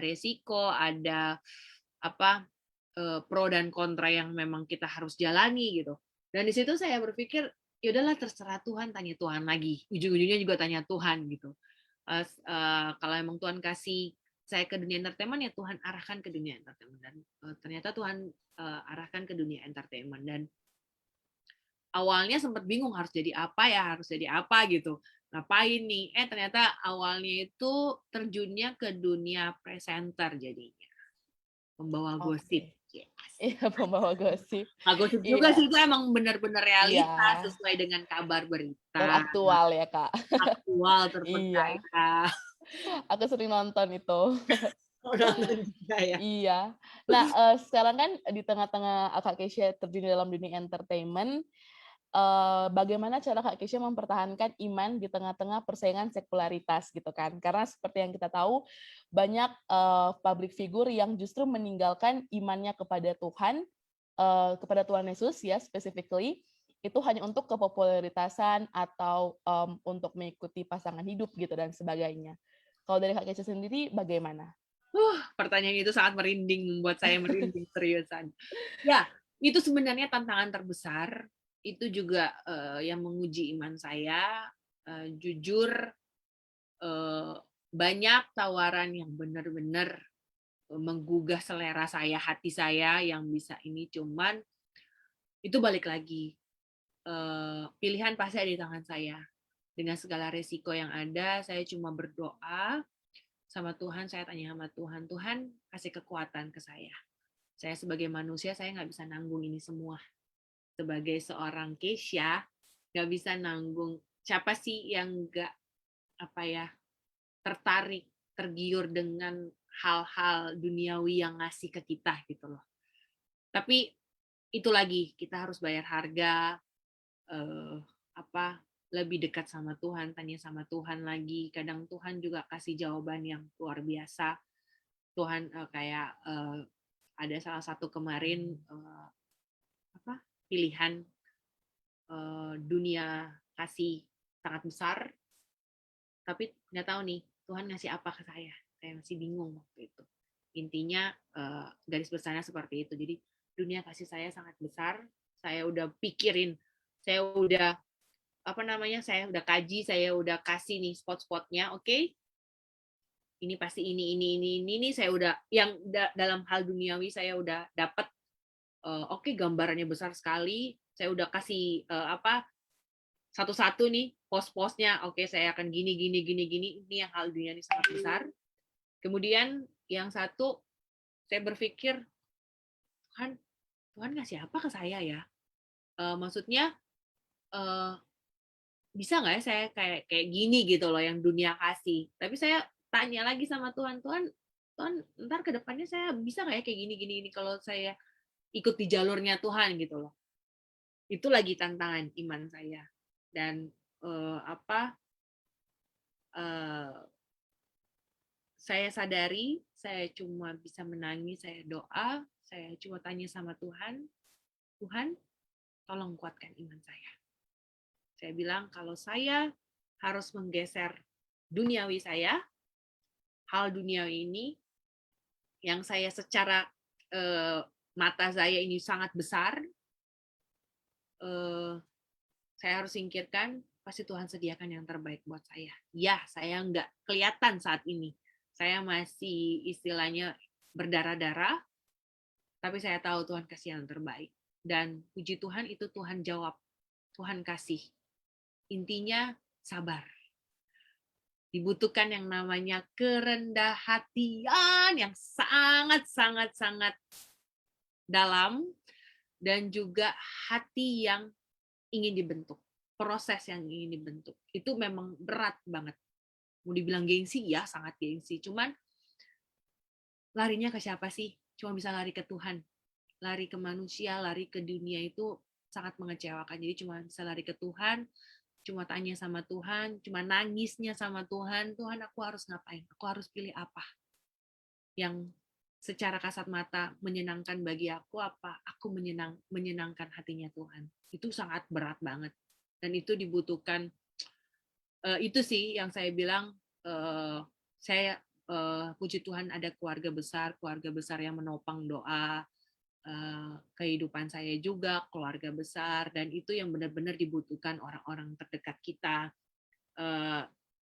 Intinya adalah kita punya komunitas yang bisa, baik komunitas dalam keluarga, komunitas kita di gereja, itu yang sangat benar-benar dibutuhkan. Karena akhir-akhir ini, khususnya sebagai saya di dunia entertainment, sebagai seorang public figure, sekarang ini adalah anak-anak Tuhan dibutuhkan orang-orang atau dibutuhkan komunitas yang bisa mengkeep, yang bisa memegang tangan-tangan kita. Karena kalau cuma kita jalan sendiri, kan juga bisa keseleo. Tapi pada saat kita bisa jalan berdua barengan teman-teman komunitas, puji Tuhan saya punya komunitas yang sangat luar biasa, yang jujur saya itu orangnya adalah orang introvert ya, yang emang susah banget kalau misalnya ngulik gitu sesuatu yang saya mau cerita tentang keadaan keluarga, itu sangat susah gitu. Tapi puji Tuhan seiring berjalannya waktu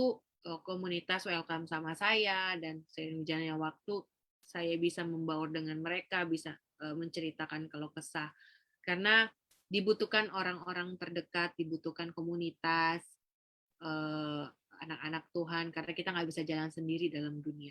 Kita harus membutuhkan orang di samping kita yang bisa menguatkan, saling share satu dengan yang lain, apalagi tentang permasalahan hidup ya, khususnya yang sekarang lagi menghadapi COVID-19 ini, benar-benar meluluhlantakan semua hal berbagai bidang. Jadi butuhkan komunitas. Iya, jadi iman kita kepada Tuhan Yesus itu harga mati ya, Kak Kes. Harga mati ya. Iya, dan dekatkanlah diri kita sama komunitas-komunitas yang dapat menjaga kita juga, meminimalisir kita untuk jauh dari Tuhan gitu. Ya, jaga iman sampai Tuhan panggil kita pulang. Amin. Iya, amin. Dan mungkin ini yang terakhir ya, Kak Kes. Menurut Kak Kesya, dengan apa yang sudah Kak Kesya miliki saat ini, apakah itu semua sudah cukup gitu untuk Kak Kesya? Apakah ini yang Kak Kesya sudah sebut sebagai masa depan gitu? Oh, jangan salah, namanya saya masih manusia, masih banyak yang harus dijalani dan diinginkan istilahnya. Tapi balik lagi, kita serahkan sama Tuhan, nggak ego. Jadi kayak ada sesuatu yang saya inginkan, pengen ini, pengen itu, pengen begini, banyak hal sampai di list satu-satu.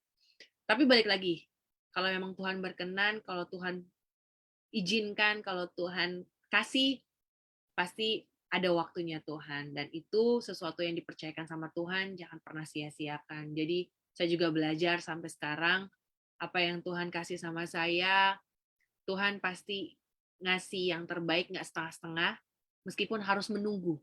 Tuhan bilang cuma tunggu, Tuhan pasti ngasih, tapi tunggu, sabar.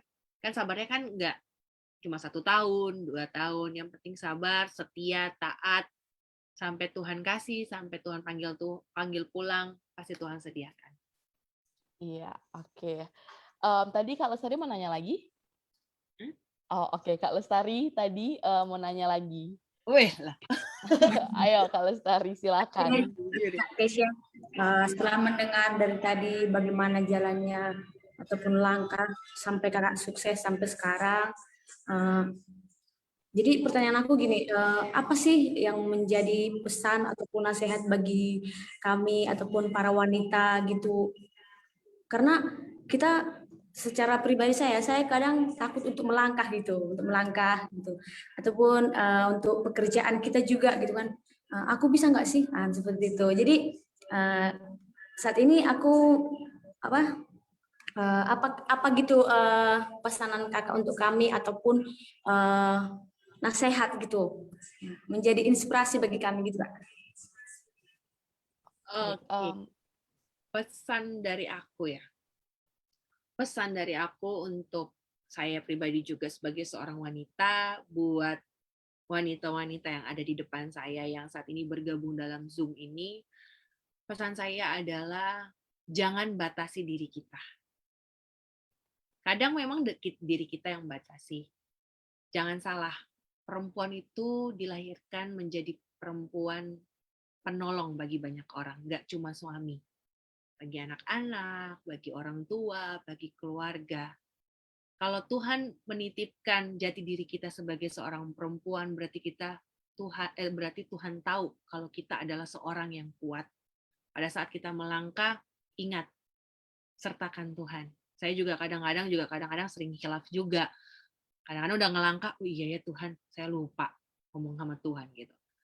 Saat kita ingin melangkah, saat kita ingin menghadapi sesuatu, ingin sesuatu, tapi kita ragu, sama seperti saya. Yang cerita saya adalah saat saya ingin memilih, saya ingin meneruskan di pekerjaan saya di bank, atau saya ingin ikut Putri Indonesia. Hanya 2 pilihan saya saat itu, belum 3, tapi baru 2. Saya aja udah bingung, gimana kalau 3. Pada saat hal pilihan masih 2 di tangan kita, tanya Tuhan. Pilihan kita ada 3, tanya Tuhan. Itu yang saya pelajari, dan sampai saat ini pun saya masih tanya Tuhan. Jangan batasi diri kita dengan Tuhan, hanya, aduh Tuhan, nggak mungkin lah. Tapi tanya sama Tuhan, ngobrol sama Tuhan. Nggak usah, kalau saya juga belajar sebelumnya, jangan berpikir bahwa Tuhan jauh sama kita. Ngobrol aja di mobil, di jalan, ada sesuatu yang kita inginkan, Tuhan, aku mau deh seperti ini. Tapi kalau Tuhan berkenan, pasti suatu saat saya mau. Aktifkan iman. Kalau dari saya, jangan takut, jangan batasi diri kita dengan pemikiran kita, tapi libatkan Tuhan dalam kehidupan kita, setiap langkah kita, setiap keputusan kita. Kedua, tetap setia sama Tuhan, meskipun sekarang lagi goyang. Tadi juga aku juga sempat tersentuh sama Ruth yang memang lagi goyang. Nggak cuma Ruth, saya juga sekarang lagi goyah. Tapi ingat, kita harus lari kemana ujung-ujungnya? Harus kembali ke siapa? Kembali ke Bapa. Seperti anak yang hilang, kembalinya kemana? Tetap kembalinya ke Bapa. Nggak kuat sekarang menghadapi dunia yang semakin pikiran otak kita tuh semakin gila di dunia. Tapi kalau Tuhan percayakan kita masih bernafas sampai saat ini, ada sesuatu yang Tuhan sediakan buat saya, buat teman-teman, buat ibu-ibu yang saat ini sedang berjuang. Jangan pernah menyerah, jangan pernah takut. Takut ya manusiawi, tapi ingat tetap libatkan Tuhan dalam segala apapun. Walaupun kita yang nggak setia, tapi Tuhan tetap setia. Tuhan tetap setia kok sampai kapanpun. Tergantung kita, tergantung saya, tergantung kita semua. Mau manggil Tuhan nggak? Kadang saya juga berpikir, saya juga masih panggil. Kadang-kadang mikir dengan pergumulan, permasalahan, beban yang saya hadapi. Kadang-kadang lupa manggil Tuhan aja susah banget. Sekian udah 1 hari lewat baru saya pikir, oh iya ya kenapa gue nggak panggil Tuhan aja dari kemarin ya? Cuma mikir karena pemikiran kita nggak bisa kok, kuat kok gua. Tapi kalau kita nggak pernah libatkan Tuhan, kita nggak pernah panggil Tuhan, Tuhan nggak bakalan datang kalau kita nggak panggil. Makanya kan di firman juga bilang, Tuhan bilang ketuklah maka pintu akan dibukakan. Iya, Seperti itu. oke. Jadi menurut aku jangan pernah tinggalkan Tuhan walau masalah kecil apapun. Tetap libatkan Tuhan, panggil Tuhan. Saya juga belajar sampai sekarang, walaupun saya nggak setia, kadang-kadang saya juga masih nakal anaknya, tapi seperti anak hilang, saya harus lari kepada Bapa. Panggil lagi Tuhan, Tuhan tolong saya.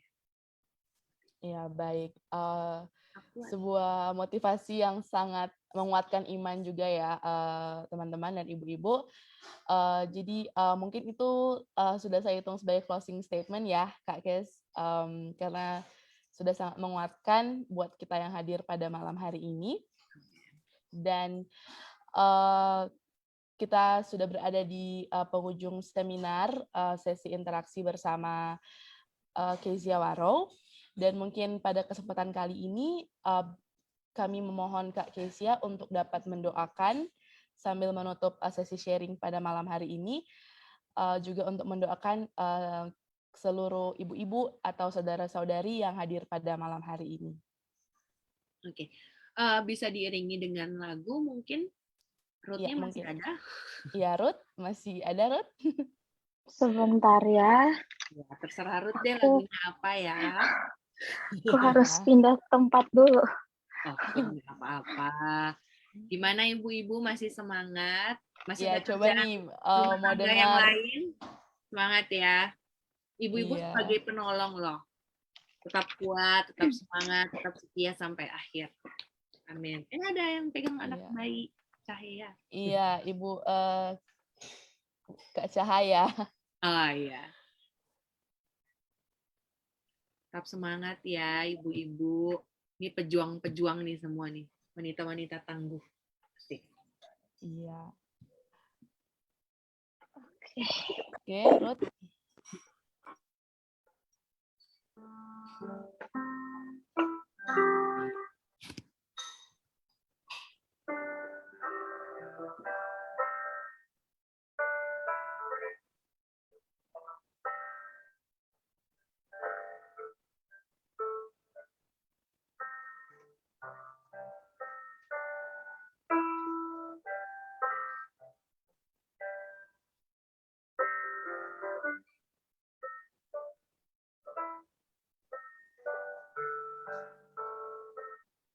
Pokoknya aku nyanyi ya. Lagunya Oh, kita terserah nyanyi kamu. lagu Bapak Kau Setia aja yang tadi kita nyanyiin.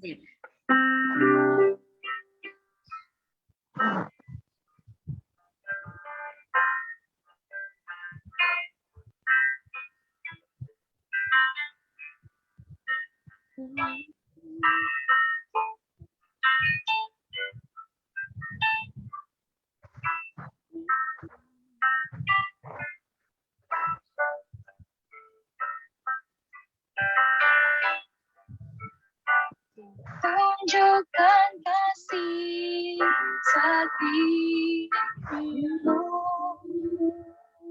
menyediakan yang ku perlu. Kau sayang, kau mulia, dulu, sekarang, dan selamanya.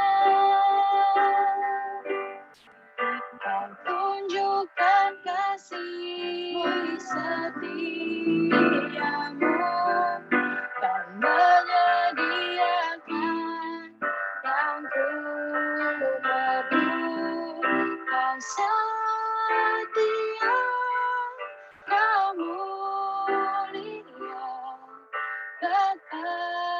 setia.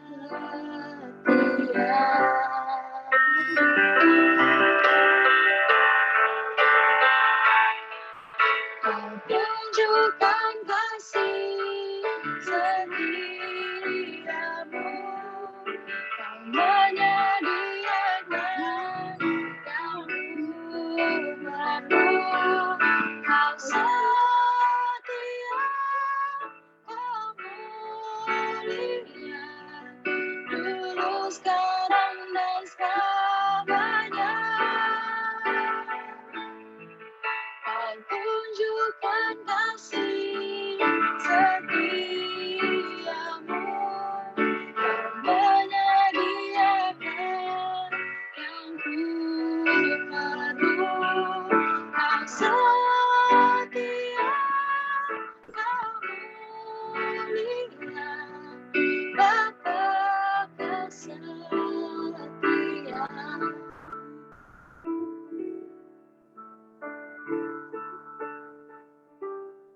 Terima kasih Tuhan Yesus. Kami percaya Engkau hadir di tengah-tengah kami, lebih khusus di hati kami semua Tuhan. Kami tahu saat kami tidak setia, tapi Engkau memilih setia kepada kami. Tidak ada rencanamu yang gagal dalam kehidupan. Kami bersyukur kami boleh ada sebagaimana kami ada. Kami boleh berkumpul melalui Zoom ini, dipertemukan melalui GPDI, Ebenezer Malaysia Tuhan. Kami tahu rencana Tuhan yang terbaik buat kami hingga pada saat ini. Walaupun kami saat ini merasakan kekecewaan, ketakutan, kekhawatiran, pergumulan yang tidak henti-hentinya menghantam kehidupan kami. Tapi kami tahu Tuhan, Engkau hadir di tengah-tengah kehidupan kami. Kami percaya apa yang kami alami saat ini, Tuhan mempunyai maksud yang indah bagi kami. Kami hanya minta kepada Tuhan saat ini, berikan kami iman yang luar biasa, iman yang membara untuk selalu setia dan taat kepadamu Tuhan.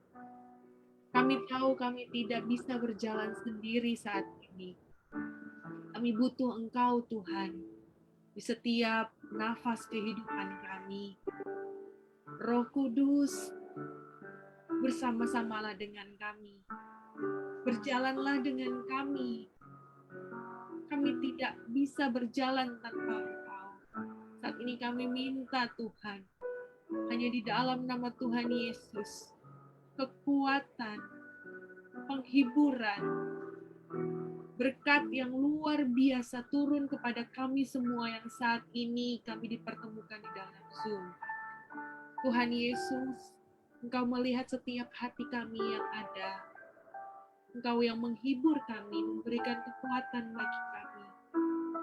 Ajar kami untuk setia sampai kami Engkau panggil pulang. Tidak mudah, tapi kami percaya Tuhan yang memberikan kekuatan ekstra bagi kami. Berkati setiap kehidupan kami. Berkati setiap kerinduan-kerinduan kami ke depannya Tuhan.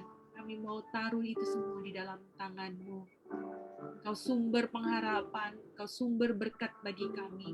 Engkau Raja di atas segala raja yang menyediakan setiap keperluan kami. Kami percaya itu Tuhan. Terima kasih untuk pertemuan yang begitu indah saat ini Tuhan. Kami percaya rencana Tuhan yang terbaik bagi kami. Kami percaya waktu Tuhan yang terbaik buat kami. Terima kasih Bapa. Ajarkan kami setiap perempuan-perempuan yang ada saat ini. Perempuan yang tangguh, wanita, perempuan yang penolong bagi setiap orang ada di sekitar kami. Jadikan kami penolong tidak hanya bagi suami kami. Jadikan kami penolong bagi orang tua kami, bagi keluarga kami, untuk keluarga besar kami, teman-teman kami, orang-orang terdekat kami, lingkungan kami, dan khususnya bagi bangsa kami, Tuhan. Pulihkan bangsa kami, pulihkan negara-negara kami yang saat ini sedang mengalami penderitaan yang luar biasa karena COVID-19. Kami tahu ada rencana Tuhan yang terbaik buat kami. Bagi bangsa-bangsa kami, bagi negara kami, Tuhan. Terima kasih untuk semuanya yang Kau berikan bagi kami. Bersyukur dan kami bangga punya Allah seperti Engkau. Terima kasih Tuhan untuk malam ini. Biarlah melalui sharing kami pada malam hari ini boleh menjadi berkat dan kekuatan bagi kami masing-masing untuk menjalani hari-hari kami ke depannya Tuhan. Kami percaya Tuhan ada bersama kami dan berjalan bersama kami. Terima kasih Tuhan Yesus. Terima kasih Bapa. Terima kasih Roh Kudus untuk segala-galanya. Kami bersyukur hanya di dalam nama Tuhan Yesus Kristus yang menjadi Tuhan dan Juru Selamat kami. Haleluya. Amin. Amin. Puji Tuhan. Terima kasih Kak Kes telah mendoakan kami. Iya, dan jangan dulu pada live ya, teman-teman dan ibu-ibu sekalian. Dan saat ini kita akan foto bersama terlebih dahulu. Mungkin buat yang belum open cam, bisa open cam ya, karena kita mau foto bersama dulu. Dan untuk sesi foto ini saya serahkan kepada Saudari Ruth.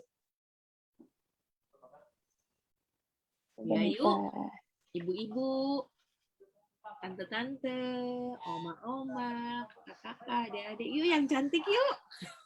Ayo yang belum pada open cam, ini ada masih banyak yang ada belum open cam. bapak-bapaknya di belakang ya? Bisa gitu ya? Oh, ada. Belum bapak-bapak, Kak. Belum bapak-bapak. Masih mau dicari. Oh. Ini jomblo semua jomblo. Calon ya, calon. Yang belum on cam boleh di on kameranya kalau bisa. Oke. Ada 2 slide. Tolong jangan di komen apa-apa dulu ya, kalau mau bilang thank you atau apa ditahan dulu kan nanti akan ganggu fotonya. Oke. Tahan senyumnya. Karena ada 2 slide. Ruth, hitung ya. Ya, 1, 2, 3. Yang kedua, sebentar. Oke. Yang pertama juga ikutan aja senyum. Tahan senyumnya. Oke. 1, 2, 3. Oke, terima kasih. Oke, baik. Kasih, Ruth. Terima kasih. Dan selanjutnya mungkin ada pengumuman dulu dari Ruth. Aku serahkan ke Bunda dulu untuk pengumuman ucapan nanti terima habis. kasih. Oh, oke, baik. Jadi karena tadi kan Kak Kesia sudah mendoakan, sebelumnya ucapan terima kasih dulu mungkin dari Ibu Gembala. Saya persilakan untuk Ibu Joy Siregar. Oke, puji Tuhan, terima kasih ya buat Kesia Waro yang sudah memberikan kesempatan ini kita bisa menerima berkat Tuhan ya atas nama Gembala dan seluruh jemaat Gereja GPD Ebenezer Kuala Lumpur mengucapkan terima kasih kepada Kesia Waro yang sudah melayani pada malam hari ini. Kami sangat diberkati Tuhan ya lewat setiap motivasi yang kami terima, berkat yang kami terima sangat memberkati kita. Dan juga terima kasih buat di mana seluruh persekutuan doa Gloria dan juga FKUKI, Forum Komunikasi Umat Kristen Indonesia yang juga bergabung bersama-sama dengan kita ya pada malam hari ini. Kita juga berterima kasih dan bersyukur kepada Tuhan baik yang lewat Zoom maupun di Facebook Live. Ya, terima kasih kami ucapkan Tuhan Yesus memberkati kita semua. Amin. Haleluya. Saya kembalikan kepada Tasya. Oke, baik. Terima kasih. Bunda, kita sering sapa Ibu Gembala Bunda, karena sudah menjadi Bunda kita. Iya, baik. Ya. Iya. Karena jauh. Oke, selanjutnya silakan Ruth. Thank you, Tasya. Oke, sebentar. Jadi ada beberapa pengumuman untuk minggu ini. Jadi untuk jemaat, persembahan sama perpuluhan kita akan diadakan secara virtual seperti yang sudah kita lakukan dari bulan-bulan sebelumnya. Untuk persembahan bisa ditransfer ke Kafitra, boleh di screenshot atau bisa di touch and go juga, boleh di screenshot atau di save nomornya. Oke. Untuk perpuluhan bisa ditransfer ke Gembala Om Leo.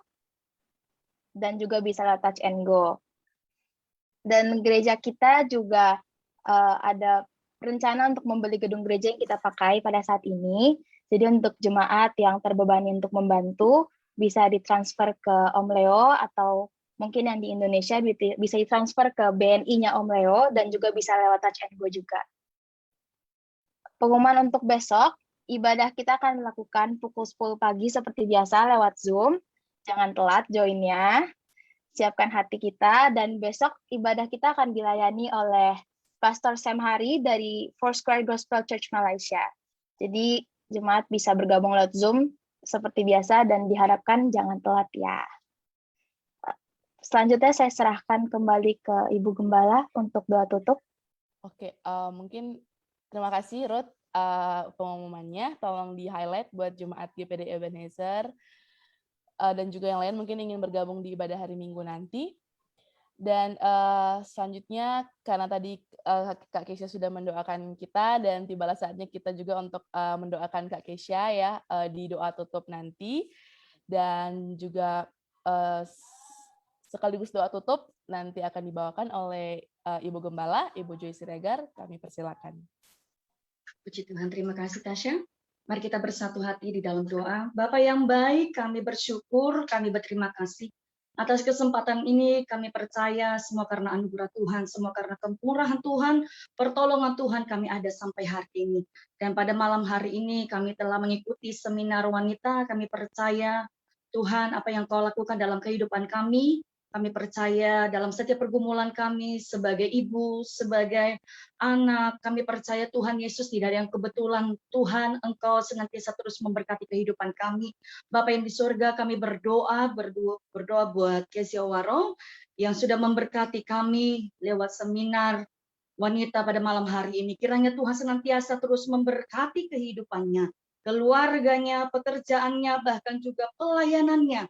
Tuhan, Engkau berkati di mana dia pun berada. Kami percaya bahwa senantiasa tercurah Bapak berkat-berkat-Mu atas hamba-Mu ya Bapak. Menjadi saluran berkat, menjadi saksi Tuhan dimanapun Tuhan tempatkannya.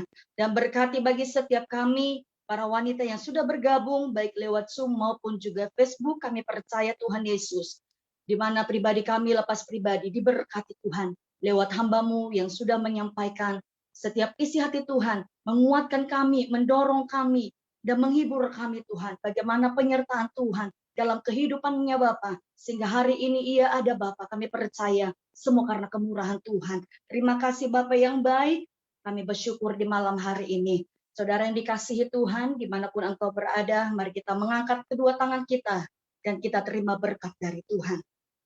Kiranya berkat dari Allah Bapa, cinta dan kasih sayang dari anaknya yang tunggal Yesus Kristus, penghiburan, persekutuan, sukacita, damai sejahtera yang dikerjakan oleh Roh Kudus, senantiasa tinggal menyertai memberkati hidup kita. Mulai malam hari ini, sampai Maranatha Tuhan datang kali kedua. Berkat nama Tuhan Yesus kita berdoa. Yang percaya dan diberkati Tuhan katakan, amin. Haleluya. Puji Tuhan. Amin, haleluya. Mungkin buat semua yang mau mengucapkan terima kasih atau berbincang sedikit mungkin dengan Kak Kesha, silakan. Kini kasih 1 atau 2 menit gitu ya, mungkin untuk ucapan terima kasih. Karena banyak nih di kolom chat gitu. Ayo, aktifin suaranya yuk. Iya. Yuk. Ya, terima kasih ya. Terima kasih. Ya, rasanya sudah pernah ketemu kita ya. Terima kasih ya. Terima kasih Kesha. Tuhan Yesus memberkati. Pasti waktu masih single datang di KL kan? Oh iya, single ibu ingat aja. Kita jumpa di PD Agape waktu itu. Oh iya. Sorry, Sekarang di mana nih sekarang? Baik. Ibu di KL. Ya. Waktu itu kan datang hadir pada waktu itu di PD Agape di rumahnya Ibu Rita Rumbajan dulu. Oh. Ingat enggak? Lupa ingat nih kayaknya. Tapi sudah lama sih, waktu masih single ya, waktu itu belum kawin. Aku single yang ingat ya. Ya. Tapi puji Tuhan, terima kasih banyak untuk sharingnya yang sangat menguatkan ya. sama-sama Ibu. kasih motivasi kepada kami ibu-ibu. Tuhan Yesus memberkati. Amin. Iya, oke, baik. Mungkin kalau semua ngomong langsung jadi kayak pasar ya. Paduan suara. Iya. Itu yang di Shirley kok 2 cowok ya?